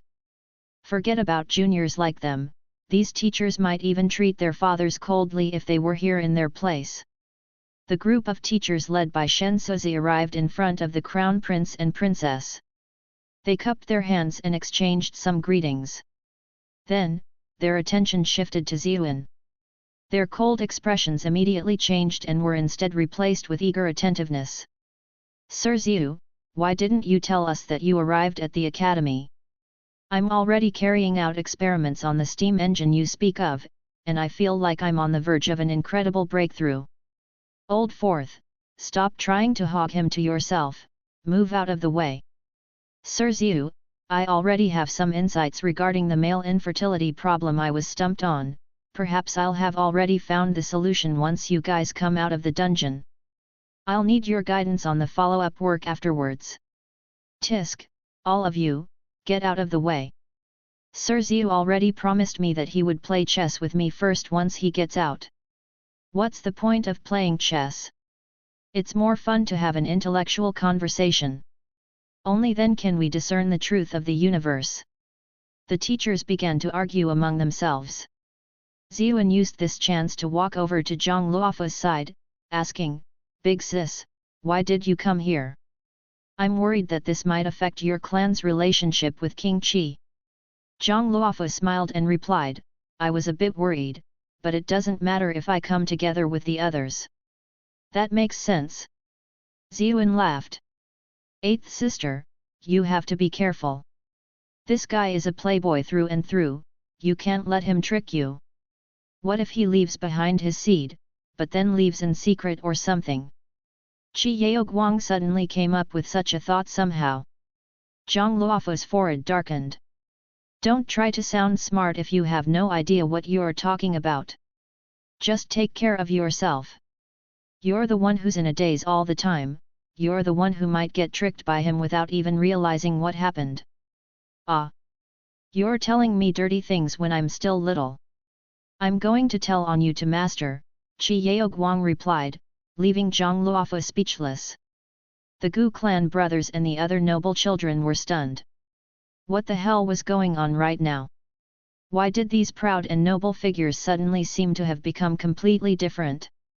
They weren't just friendly with Ziyuan, it seemed they were flattering him. Bai Linglong couldn't help but smile when she saw all of them in a daze. For some reason, she felt even more refreshed from seeing that than venting and criticizing them herself. Humph, they're all just a group of opinionated fools. In the distance, in King Qi camp, Chu Yuzhao saw Zhang Luofu and Qi Yaoguang stand around Ziyuan. Her eyes couldn't help but be drawn to those long, black stocking-covered legs. Murong King he sighed in admiration. Ms. Jiang's legs are long and beautiful. Even a girl like me can't help but adore them. Humph, she's just a vixen. My big sister's legs are also beautiful, it's just that she doesn't expose them like this, Chu Yuzhao harumphed. Murong King he's expression became a bit strange. There was actually a man who didn't like Zhang Luofu's long legs? But she didn't think too much about it either. She just thought of it as him defending his sister. Chu Yuzhao said, let's go, follow me there. Murong King he didn't know why he would say that, but she still followed him over. Before Chu Yuzhao even got close to Ziyuan, she shouted loudly, brother-in-law, you're finally here. Ziyuan turned around. When he saw that it was her, he couldn't help but smile. So it was Yuzhao. Chu Yuzhao walked over, unwittingly arriving next to Zhang Luofu and Qi Yaoguang. Then, she took out a bag, bringing out many things from it and shoving them towards Ziyuan. Brother-in-law, these are some things I got for you. I hope they can help you in the dungeon. These are some cakes, you might not be able to find food in the dungeon. These are bug repellents so you don't get bothered by mosquitoes, this is fever medicine for if you get a fever, and these are healing medicines for both internal and external wounds. You'll definitely have to fight a lot inside, so it's better to have some medicine just in case. These are poison resistance medicines that can prevent you from being afflicted by poisonous bugs and plants. Thank you, Yu Zhao. Ziyuan became a bit dizzy when he saw all the things she fished out. Ji Zioxi had also given him this and that when he was back in Bright Moon Academy, and they really had saved his life in the end. Don't treat me like an outsider, brother-in-law. Big sis told me to take good care of you before she left, remember? Chu Yuzhao replied, shooting Zhang Luofu and Qi Yaoguang a pointed look. She had to protect her brother-in-law, or else he might be bullied by these vixens. The King Qi faction's people began to whisper among themselves when they saw the situation. Murong Tong walked over to Qin Zheng's side and said with a chuckle, daughters really are only good for squandering wealth, and the granddaughters your daughters gave birth to aren't loyal at all either. Chu Chuyan has already divorced Ziyuan, yet Yu Zhao still calls him brother-in-law so enthusiastically and gives him so many things. Doesn't this mean that Chuyan's relationship with him is still excellent? Qin Zheng's face darkened. Yu Zhao really is outrageous. Even his big sister's reputation is going to be done in by him. You have successfully trolled Qin Zheng for plus 358 plus 358 plus 358. Murong Tong was all smiles.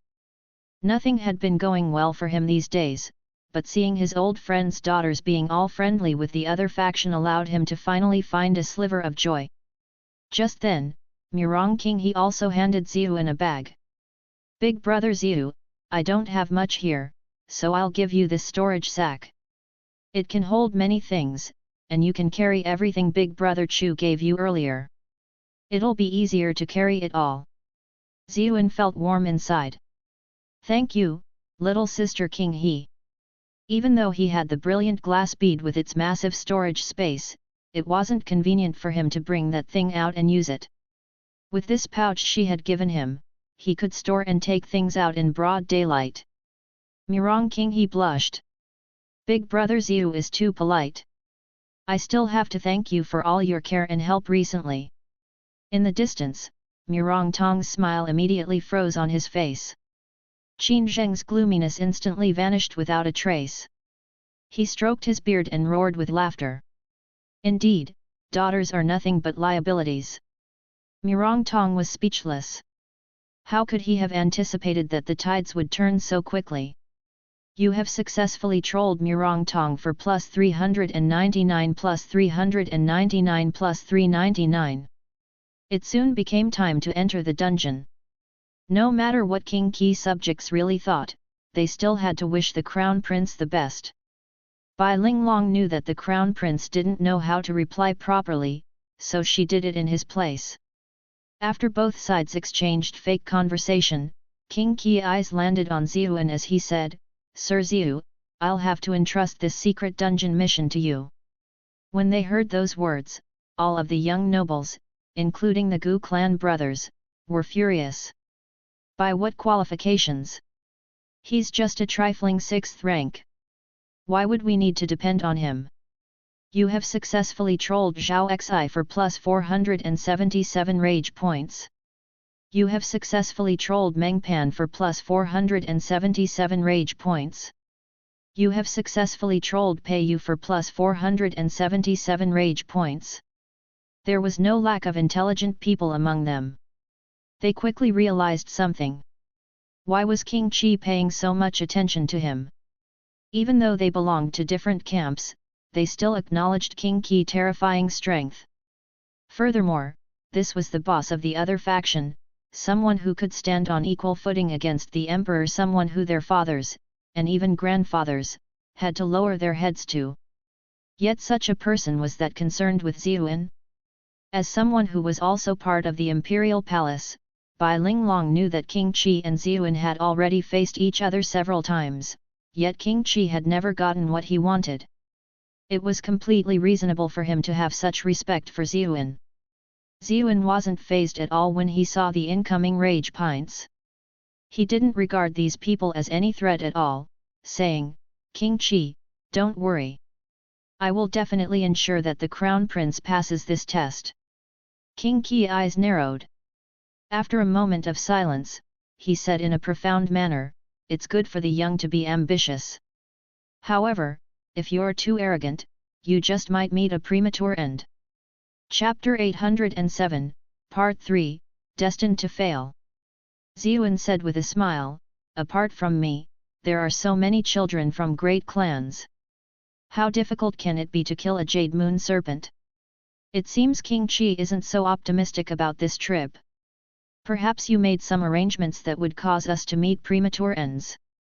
Zhao Xi and the others stuck out their chests when they heard Ziyuan's praise. They thought that this fellow at least knew how to talk well.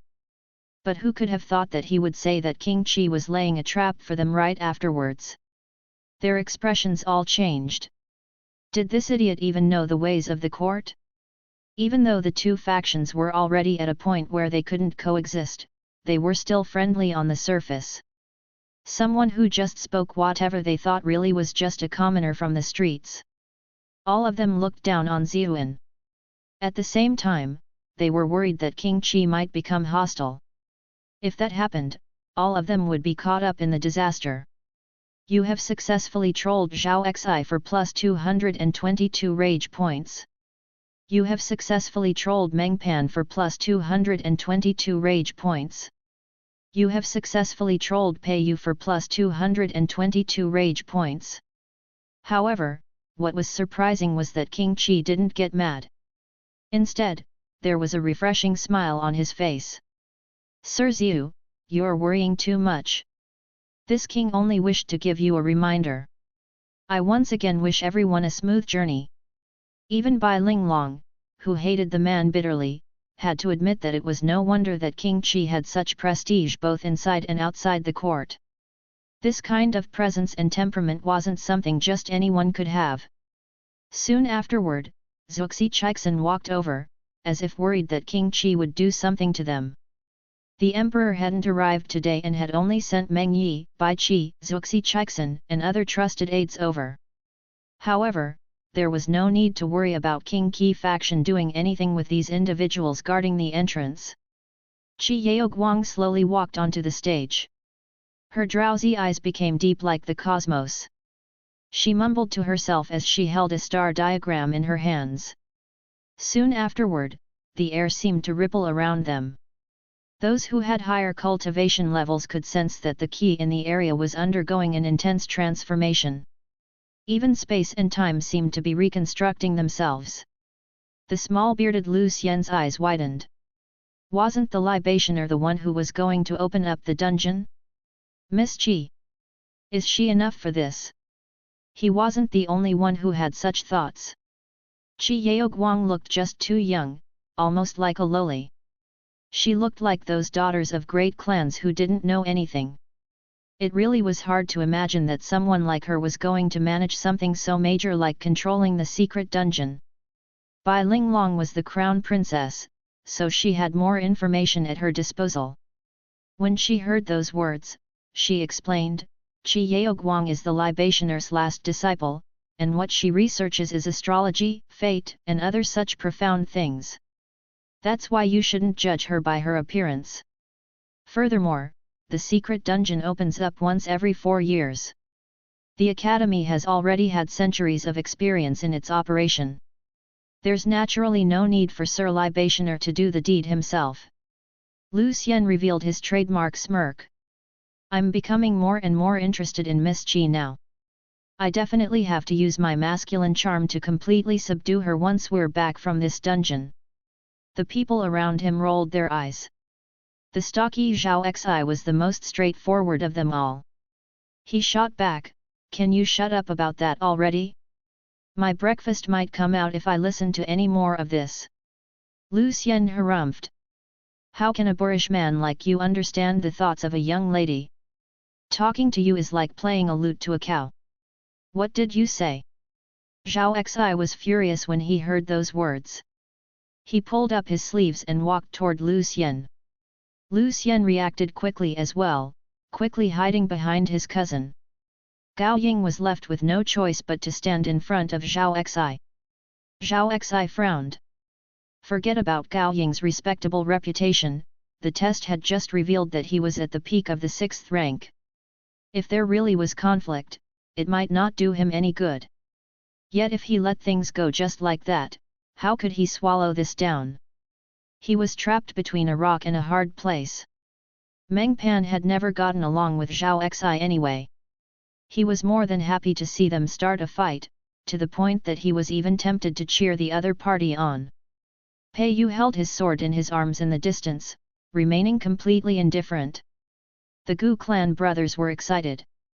They wanted to see these youngsters from top clans duke it out. Only then could backups like them truly shine. Bai Linglong finally couldn't take it anymore. She remarked in annoyance, "What are you all doing? Are the crown prince and I nothing in your eyes? Are we going to start some internal strife before we even go inside?" Zhao Xi, Lu Xian and the others took the opportunity to back down. They all expressed their apologies to her. Ziyuan didn't care about this small episode, but was rather preoccupied with another issue. Just now, it had been mentioned that the dungeon opened once every 4 years, yet Zhang Luofu had said that the last time it was opened was 3 years ago. That meant it wasn't time for the dungeon to open yet. It seems they're opening it up a year earlier for the Crown Prince's exam. But are there really no issues with doing that? After all, to a certain degree, dungeons were spatial rifts that connected independent worlds. If an accident happened, these people would have no hope of ever returning. However, Ziyuan saw that the Academy's people didn't seem to be too concerned about that. Furthermore, if an issue came up, there was no way the Emperor would just ignore it. That meant it was probably fine. Right? Soon afterward, a wormhole-like entrance appeared in front of the group. Bai Linglong waved her hand. Piao Duandiao and Jiao Sigun led the Eastern Palace's guards inside first to take a look at the situation. Zhao Xi and the others gestured with their hands as well, sending some of their people in as support. A while later, Piao Duandiao and the others said from the other side, "Everything is normal." Bai Linglong nodded, and then gestured for a group of guards to escort the Crown Prince inside. The Gu clan brothers took the chance to move over to her side, as if they were going to protect her. Zhao Xi, Meng Pan and the others similarly approached the Crown Prince. These were the two most important people in this mission, so their safety should obviously be prioritized. Ziyuan chuckled when he saw how eager everyone was to head inside. He didn't feel the need to do that at all and planned to hold up the rear. But who could have expected that Bai Linglong would turn around and gesture toward him? She asked, "Sir Ziyu, why aren't you coming over yet? My and the Crown Prince's safety is in your hands." The others, who were all doing their best to get closer to the Crown Prince and Princess, immediately shot him looks of jealousy. Why did the Crown Princess trust him that much? Could it be that it really was because his face was a bit more handsome than average? That was the case for Chu First Miss, and now the Crown Princess was the same. Humph, women are all superficial after all. Ziyuan had an awkward smile on his face when he saw endless rage points flowing in. Was this woman trying to get him killed? But he knew what she was thinking as well.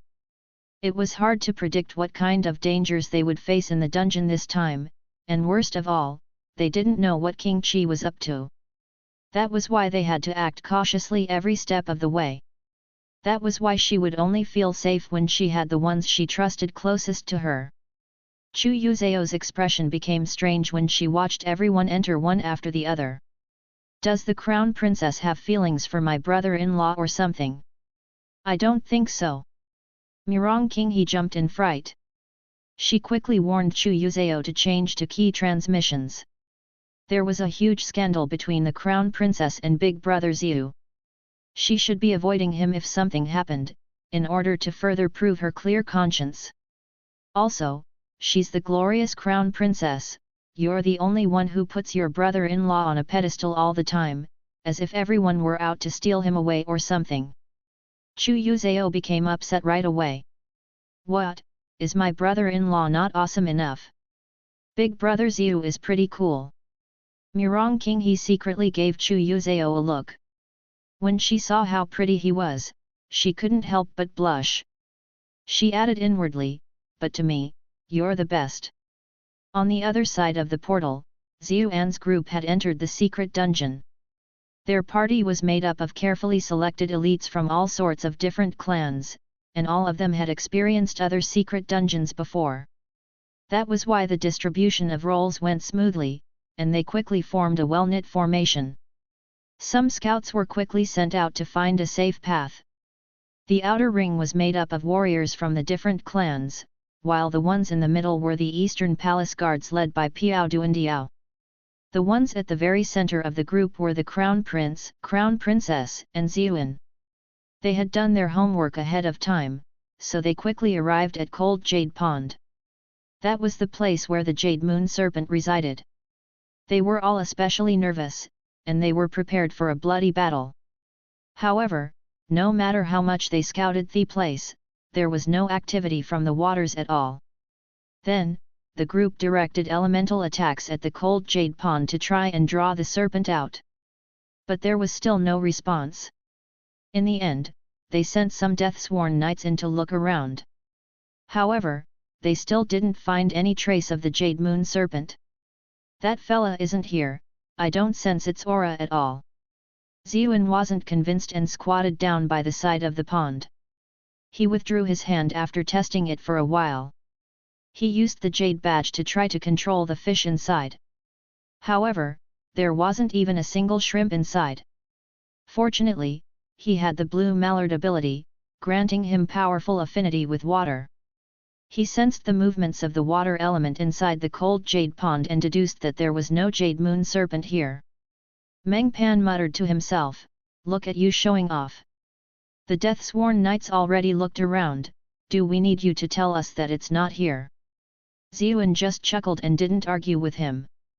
"Then what do we do?" Bai Linglong frowned. The Crown Prince's task was to kill the Jade Moon Serpent, yet their objective wasn't even here. Didn't that mean the exam was a failure? Chapter 808, Divided.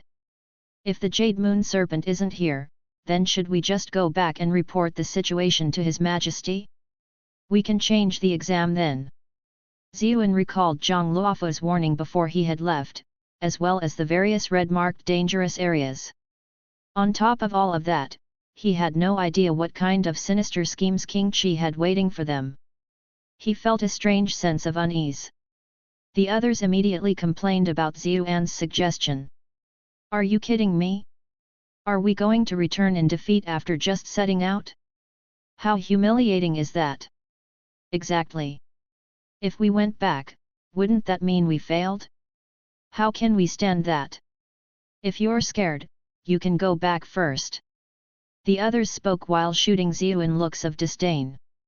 The Crown Princess trusted him so much, yet he had ended up being a good-for-nothing coward.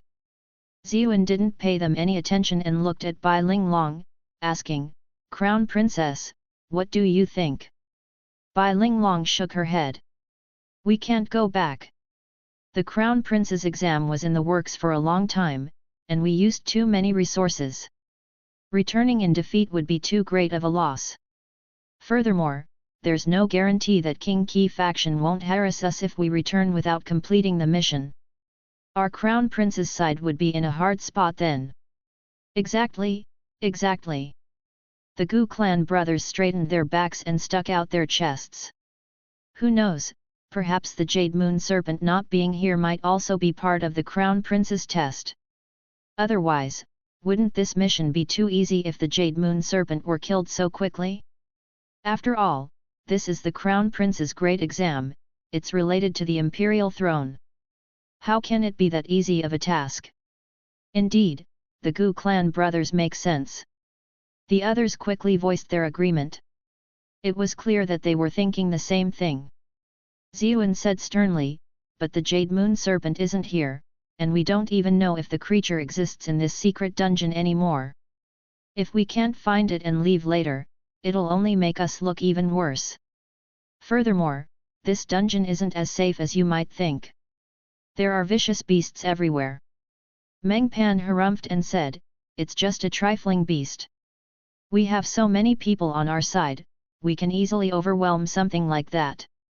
Xiuan said calmly, "If we really run into any formidable beasts, I reckon all of you might not even be enough to get stuck in the gaps of their teeth. What did you say? Meng Pan erupted into fury. You can throw away your own life if you want to, don't think everyone else is as much of a wuss as you. You have successfully trolled Meng Pan for plus 311 plus 311 plus 311. These young masters were all born from distinguished backgrounds. They had hardly ever encountered any setbacks and were insufferably arrogant. That was why they all agreed with what Meng Pan said. Pei Yu spoke up and said, "We don't need to worry about the Jade Moon Serpent's whereabouts, I have a way to track it. I've just examined our surroundings. It most likely took residence deep in the mountains. Then what are we waiting for? Let's hurry and chase after it. Otherwise, all of the clues will disappear if we keep waiting," the others exclaimed noisily. Everyone looked toward the Crown Princess. They all knew that the Crown Prince was only here to eat and defecate. Bai Linglong remained silent for a moment. In the end, she said, "All right. Most of the troops will continue towards the mountains to search for the Jade Moon Serpent. Also, just in case, we'll send someone to the dungeon entrance to let the others know what's happening inside." Everyone felt deep admiration. The reason why a pig like the Crown Prince could even face King Qi all these years was because of the Crown Princess after all. She always considered the bigger picture. Ziyuan nodded in approval inwardly. What Bai Linglong had proposed was indeed the best choice at the moment. He hoped he was just worrying too much. Their group continued on their mission. Pei Yu searched for the Jade Moon Serpent's traces at the forefront of the group. Bai Linglong took the chance to move over to Ziyuan's side, asking, "You're not mad that I didn't listen to your opinion, right?" Ziyuan chuckled and said, "Don't worry, I'm not that petty." Bai Linglong smiled as well. She asked with a hushed voice, "Is this secret dungeon really that dangerous?" Ziyuan nodded. He gave her a rough recount of the map Zhang Luofu had shown him. "The closer we get to the mountain, the more dangerous it becomes. In the past, the students of the academy only trained in the area around. Only rarely would they head into the mountain depths." Bai Linglong's expression changed. She gave Pei Yu, who was at the very front, a look. "I've always been worried about one thing. Do you still remember what I told you before? You're worried about the Pei clan being a neutral faction." Ziyuan followed her gaze and looked at the taciturn Pei Yu. Bai Linglong said, "I'm a bit worried that he might be taking us to a dangerous place. No, this won't do, I have to take some precautions."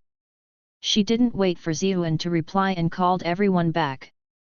Then, she said seriously, "This mission is extremely important, so we can't be careless at all. That's why we all need to be on guard.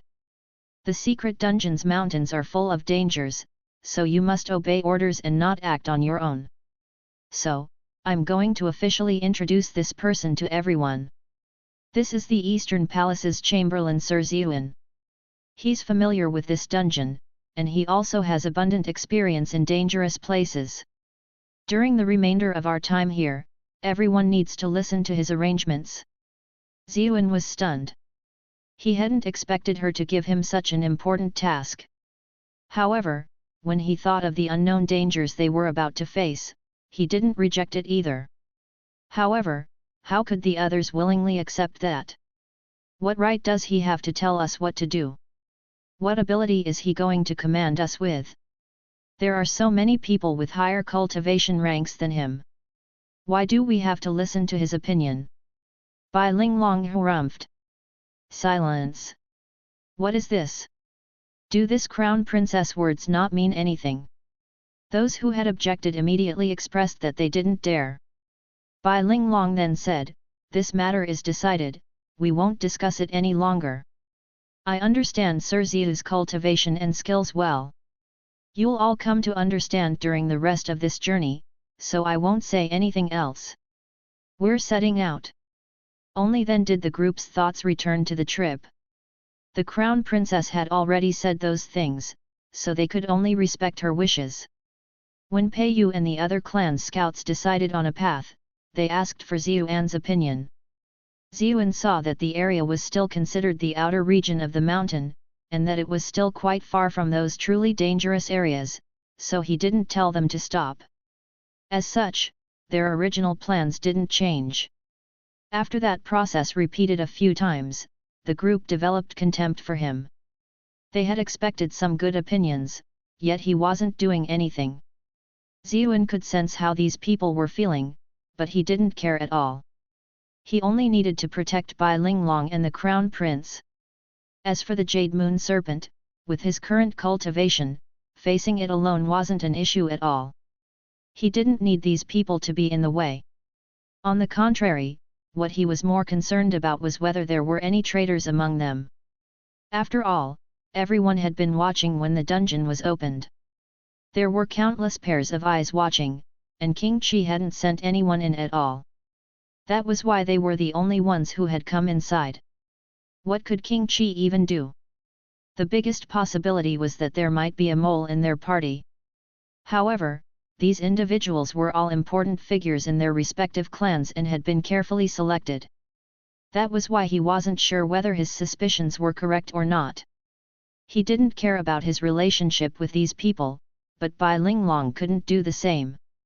When she sensed their resentment, she approached Ziyun and quietly said, "Sir Ziyu, these people are all from distinguished clans, so they're a bit proud and not too willing to submit to others. It's not that they harbor any bad thoughts against you, so please don't take it to heart." Ziyun said with a smile, "Don't worry, I won't use my public duty to avenge any private wrongs." Bai Linglong thus gave Ziyun an introduction to each person and their personalities, including their interpersonal relationships, cultivations, and other information. Too many things had happened on their way here, so she hadn't had the time to tell him all of those things yet. In the distance, those young masters all felt terrible when they saw how close Ziyun and the Crown Princess seemed as they chatted and laughed with each other. The Gu clan brothers were even more enraged. They had grown up with Bai Linglong, so they keenly sensed that the way she treated Ziyun was entirely different from how she treated others. Even though such suspicion was a bit too outrageous, they still didn't lower their guard. Gu Xing moved over to his brother, saying, "Big bro, hurry and think of something. I don't know what the heck that Ziyun fella did to Linglong for her to be so friendly with him." A flicker of light passed through Gu Heng's eyes. He quickly came up with an idea. He found a chance to move over to the Crown Prince's side and said, "Crown Prince, Sir Ziyu and the Crown Princess seem to be a bit too close to each other. This really seems to go against what an official should be like. Furthermore, this would easily harm the Crown Princess' reputation. Crown Prince, are you not going to do anything about it?" In his opinion, no man could tolerate another man approaching his wife, let alone being that close to each other. This Crown Prince might be stupid in other ways, but he definitely had a strong sense of protectiveness for his own things. The Gu clan brothers exchanged a look when they saw the Crown Prince look in Ziyun and Bai Linglong's direction. They smirked. "Let's see how you deal with this one, Ziyun." But they could never have expected that what the Crown Prince would say after looking for a while was, "In my opinion, they're not that close to each other."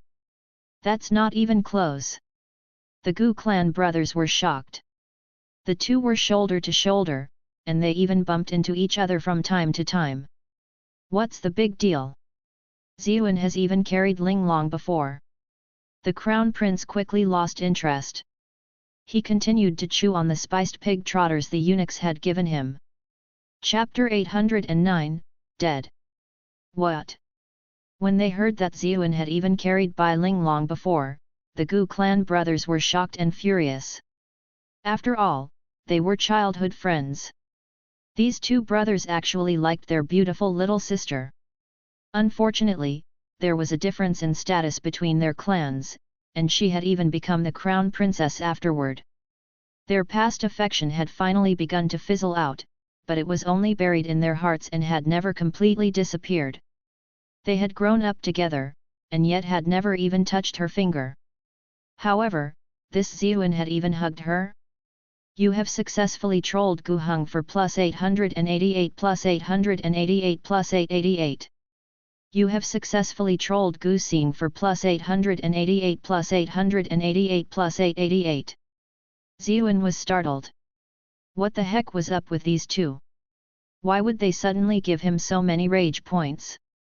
The Gu clan brothers weren't looking at him, but rather staring stupidly at the crown prince in a daze. What kind of freaking reaction was this? Your wife is so close to another man, and you're even adding that this man held your wife before? Can someone really live so simple-mindedly for that long? Or maybe this fella has some other weird type of fetish. The Gu brothers' breathing immediately became hurried when they had such a thought. Their originally calm hearts began to stir. Then didn't that mean the two of them could also?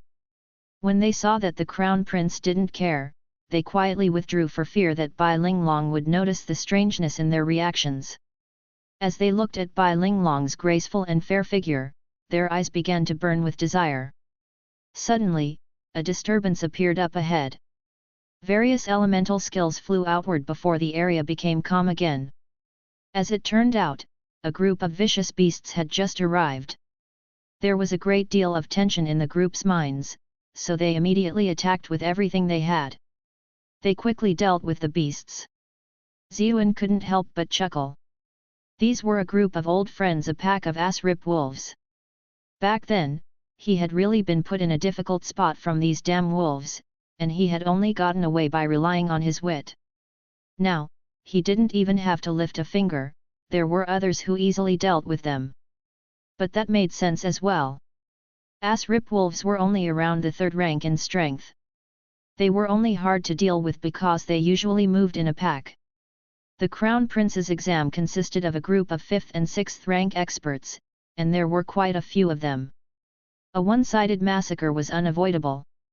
They ran into some more beasts along the way, but they were all small-scale threats. They weren't that much trouble and were easily dealt with by Zhao Xi. The young masters immediately received a huge morale boost. They felt the place wasn't as dangerous as Ziyuan had said, and that it wasn't a big deal at all. Meng Pan sneered. That fella is only barely at the 6th rank. Of course these situations would seem dangerous to him. Indeed, we didn't even need Ziyuan for this mission, Pei Yu said unhappily. He could clearly track the Jade Moon Serpent's whereabouts, so he should have been in charge of their itinerary. However, he still had to ask Ziyuan for his opinion on everything. Later on, during the awarding ceremony, wouldn't Ziyuan be awarded the most when he hadn't even done anything? The Lu clan relative Gao Ying couldn't help but say, but the Crown Princess said that Ziyuan's real strength is far above this level. Furthermore, you saw how well those teachers from the rear mountain treated him. At the very least, we can't deny that happened, right? Lu Xian chuckled and said, who knows, maybe he paid off those teachers to act that out. The Chu clan has their salt and iron businesses, so they have more than enough money. That isn't possible, the others exclaimed, united for the first time. Those teachers from the Royal Academy all have extraordinary status and aren't people who can be bought through wealth.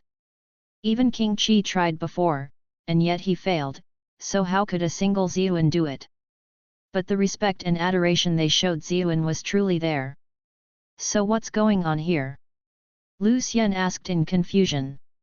Meng Pan said, according to what I know, those teachers from the rear mountain are all extremely formidable. They're all at the forefront of their respective fields. For example, He Beizi is good at Go, Yin Shi at debates, Wang Viang at farming. Since Ziyuan came from the streets, he probably dipped his feet in different things that seemed to perfectly suit their tastes. That's why they regarded him so highly. I think that's it. Meng Brat, who would have thought that you would say something good for once? Zhao Xi clapped his hands and laughed heartily. Uncouth. Meng Pan harumphed. Gao Ying frowned.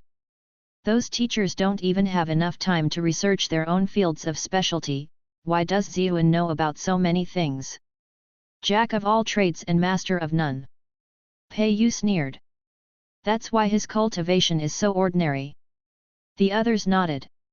They figured that was probably the case. Their misgivings toward Ziyuan because of the academy teachers and Bai Linglong's serious statement gradually disappeared.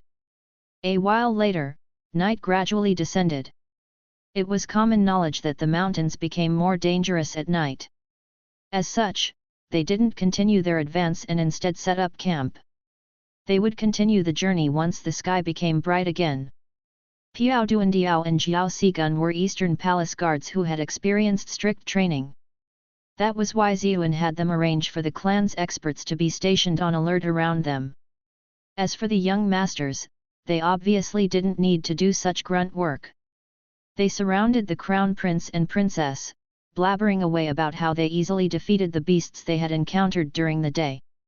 The crown prince was excited by their stories and said that they had to catch a vicious beast tomorrow for him to kill it himself.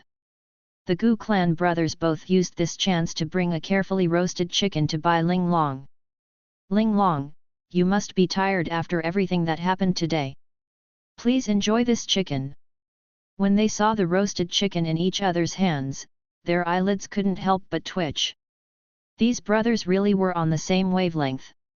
"Thank you," Bai Linglong replied. Compared to the crown prince, who was amazed by all the stories and completely carefree, she was far from being so relaxed. She received the roasted chickens and handed one of them to Ziyuan. "You must be hungry too. Here." Ziyuan didn't refuse her and began to eat. He cultivated the Primordial Origin Sutra, which granted his body greater toughness and regeneration than a normal person, but also increased the amount of food he consumed. He needed to constantly replenish his energy. These two brothers might be annoying, but their skill at roasting chicken didn't seem half bad. Bai Linglong smiled when she saw Ziyuan enjoy it that much, saying, "Eat slowly, there's still more. You can have this one too." The Gu clan brothers were completely speechless. They wanted to cry. "The two of us worked so hard on those chickens for you." Ziyuan couldn't help but chuckle. This scene made him remember a post from his past world, where a guy had lived frugally for several months to buy a precious gift for the girl of his dreams to see her smile, only for her to immediately give his gift to the guy she liked. Sure enough, no matter what world it was, there was no future for bootlickers. When he recalled all of the things these brothers had said about him along the way, he wouldn't be Ziyuan if he didn't use this chance to get some revenge. He picked up the chicken bones and waved them in front of the two of them, saying, "Your skills aren't bad at all. How about you roast 2 more for me? I'm afraid these 2 aren't enough for my appetite. Do you think we're chefs?" The Gu clan brothers stormed off in a huff. "You have successfully trolled Gu Heng for plus 666 plus 666 plus 666. You have successfully trolled Gu Xin for plus 666 plus 666 plus 666. Bai Linglong rolled her eyes, saying, "You just had to annoy them on purpose. What's so bad about chasing away 2 flies?" Ziyuan replied with a chuckle. Bai Linglong blushed. This guy was getting more and more brave. She thought to herself that she had to find a chance to teach him a lesson. As time went on, the night deepened. One after another, the young masters returned to their tents to rest. As for the crown prince, after he ate his fill, he had already been snoring loudly in his tent. Bai Linglong thus sat down with Ziyuan to discuss the details of the next few days. However, she had barely gotten any sleep the previous night, so drowsiness was starting to overtake her. Her head unwittingly leaned against Ziyuan's shoulder, and she fell asleep. When he smelled the faint fragrance coming from the young lady's body, Ziyuan began to focus on his cultivation. His cultivation had quickly jumped 2 ranks and urgently needed consolidation. Piao Duandiao and Jiao Sigun had just finished their patrol and were about to come back to chat with Ziyuan. They returned with smiles on their faces, but when they saw the scene, their smiles immediately froze on their faces. They gave each other a look, and then quickly withdrew outside. Piao Duandiao broke out into cold sweat. "Oh no, we're done for. What do we do now?" Jiao Sigun's face was deathly pale as well, but he was comparatively more calm. What do you mean done for? It's not as if anything really happened between the two of them. This doesn't even count? If someone else finds out, then forget about Big Bro Xiu, not even the crown princess will come out unscathed. Piao Duandiao muttered to himself, what is Big Bro Xiu thinking? How can he touch the crown princess? I don't think it's as serious as you're making it out to be, Zhao Sigun replied. I think it's because they were just too tired and fell asleep unconsciously. You really believe that? Piao Duandiao gave him a look. Zhao Sigun forced a smile. We have to believe it even if we don't. Once this gets out, Big Bro Xiu will be done for.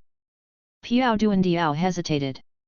But if we know the truth and don't report it, that's a crime big enough to have our families executed.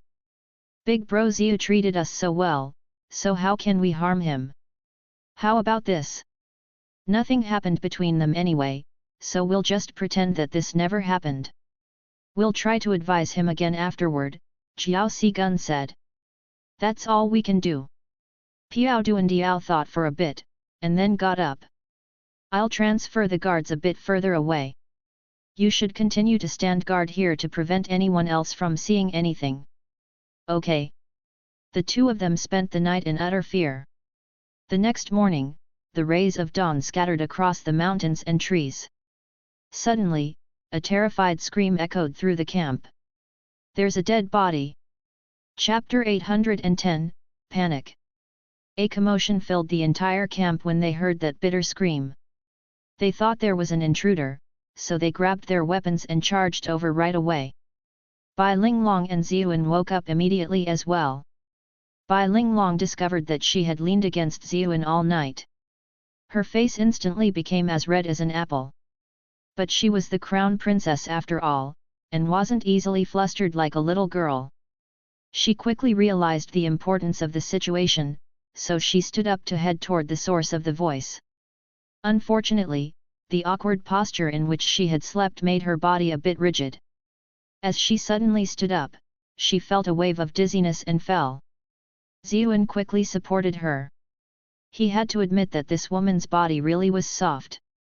But he quickly calmed himself down and said, the voice seems to be coming from outside our camp. Piao Duandiao quickly rushed in to make a report. Reporting to the crown princess. We discovered a corpse outside. It seems to be Bai Chong. His eyes moved to Ziyuan's hand, which was holding Bai Linglong's waist. He immediately felt his scalp turn numb. What the heck is up with the crown princess? Why isn't she showing the slightest bit of resistance? The crown prince is in the tent right next door. Are you two out of your minds? Despite that, he didn't really have a good opinion of the crown prince. The guards all privately liked this beautiful and elegant crown princess more, feeling that the fact she was married to him was like a flower growing out of a pile of shit. But that shit is the crown prince. Don't tell me the crown princess doesn't know the consequences of doing this? Forget it, there are too many filthy things that happen in the royal family, what's the big deal with this? I'll just pretend I didn't see anything. He had already talked it out with Zhao Sigun yesterday. Whether it was because of their relationship with Ziyuan or because of their own interests, pretending they hadn't seen anything was the best choice. Otherwise, once this was uncovered, the crown princess and the Bai clan would easily be in danger. Even if they were punished for that, out of consideration for the royal family, the emperor would very likely get rid of guards like them too. In the end, they were just nobodies who didn't have any control over their own fate. That was why it would be best if they did their best not to get involved in things like this. Bai Linglong quickly shifted to the side and naturally freed herself from Ziyuan's hand. However, her expression changed at once when she heard the name. What? What's wrong? Ziyuan asked curiously. The name seemed to belong to someone from the Bai clan. Don't tell me it's one of her relatives? Bai Linglong's expression darkened as she replied, the one I sent yesterday to report the situation to the entrance was Bai Chong. Ziyuan's expression became grave as well. The messenger they'd sent was actually dead? Bai Linglong clearly realized the implications as well. A chill ran down her back. Their group quickly arrived at the scene of the crime. Zhao Xi and the others were already there. They quickly greeted Bai Linglong when they saw the two arrive. "We greet the crown princess." As for Ziyuan, they ignored him. Ziyuan calmly looked at the corpse, which was high up in the air. It looked a bit familiar. Sure enough, it was the messenger who had been sent previously to report back to the gate. His body was impaled on a tree branch. His face was warped, his eyeballs bulging outward. Tears of blood slid down his face, and his corpse was deathly pale. He looked like a ghost from a horror movie. No wonder the one who had seen his body screamed so loudly. "Who killed him?" Lu Xian exclaimed, his voice trembling. He subconsciously moved closer to his cousin Gao Ying. Meng Pan tapped his toes. He leaped onto the branch, lithe as a swallow. He examined the corpse and said gravely, "Judging from the color of the blood on his chest, this isn't where the murder happened. He was killed, and then placed here." Ziyuan was amazed when he saw the other person examine the corpse with a calm expression. It seemed these young masters weren't all good-for-nothing idiots. No wonder they had been chosen to participate in this important mission. They still had skill in their fields of specialty. What I'm more concerned about is why his corpse is here. He went in the opposite direction yesterday, so he shouldn't have appeared in front of us. Zhao Xi immediately voiced what Ziyuan and the others were wondering. Could it be that he got lost? Maybe he thought he was going back to the entrance, but he ended up going the wrong way. Pei Yu voiced his analysis. "That's impossible," the Gu clan brothers both blurted out. "These are scouts that were chosen carefully. Their cultivation levels might not be the best, but they have a lot of experience in scouting and are individuals who survived countless battlefields. How could he have possibly gotten lost?" Zhao Xi nodded and said, "Indeed, we didn't see any maze-like terrain on our way here. Then could it be a beast? I heard there's a type of butcher bird that loves to hang their prey on branches like this," Lu Xian said. Even though his cultivation was ordinary, he had read all sorts of random books. Meng Pan shook his head. "That's not possible. If it were a butcher bird, then his body would have signs of being punctured by sharp claws or a beak. However, even though his body is quite heavily wounded, there aren't any wounds like that. Furthermore, I don't see any mortal wounds on his body.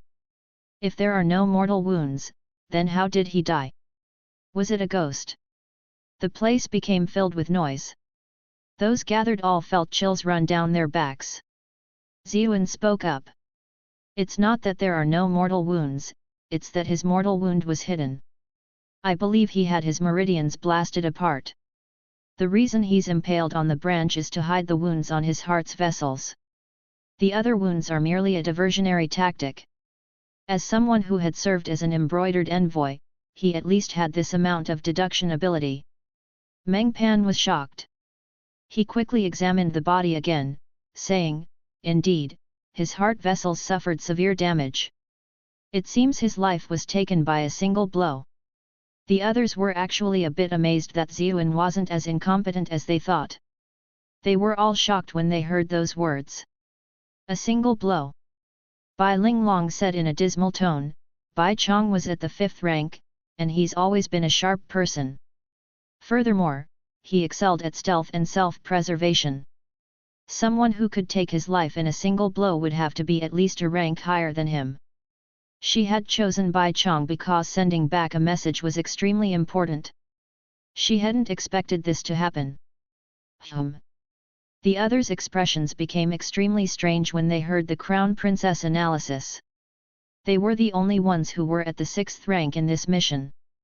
Didn't that mean the murderer was one of them? Bai Linglong keenly sensed the change in mood. She continued, "Please don't think random thoughts. The murderer might be an outsider, or one of the indigenous people of this dungeon. But according to our sources, there are no natives in this dungeon. Furthermore, with Sir Bai and the others watching, there should be no way anyone from outside could have come in." Zhao Xi showed a surprisingly meticulous side as he spoke. Bai Linglong said, let's not become overly suspicious when we don't have any proof, to avoid sinking into internal strife. Pei Yu asked, then should we send someone else to report back on the situation? I just feel as if something isn't quite right. Bai Linglong gave him a deep look, and then she looked at Ziyuan. Sir Ziyu, what do you think? Ziyuan knew that she was implying something. She had always suspected the Pei clan's motives, and she had mentioned her suspicion towards Pei Yu several times the previous night. As such, he replied, the other party deliberately left the victim's corpse in such a horrifying state precisely to establish panic among us. In the current situation, we have two choices. We can either withdraw with most of our people, which would signify failure, or we can continue to send people back to make a report. The latter will only further the enemy's schemes, as the one hiding in the shadows can whittle down our strength bit by bit. But if we don't send the news back and something does end up happening to us here, then those outside will never know about what happened here. Pei Yu frowned. Ziyuan said, you don't need to worry about that. Since the enemy chose this type of fear tactic to divide us, that means they aren't strong to face us head on. That's why they did something like this. We just need to be more careful from here on out. The disturbance gradually calmed down when the others heard Ziyuan's analysis.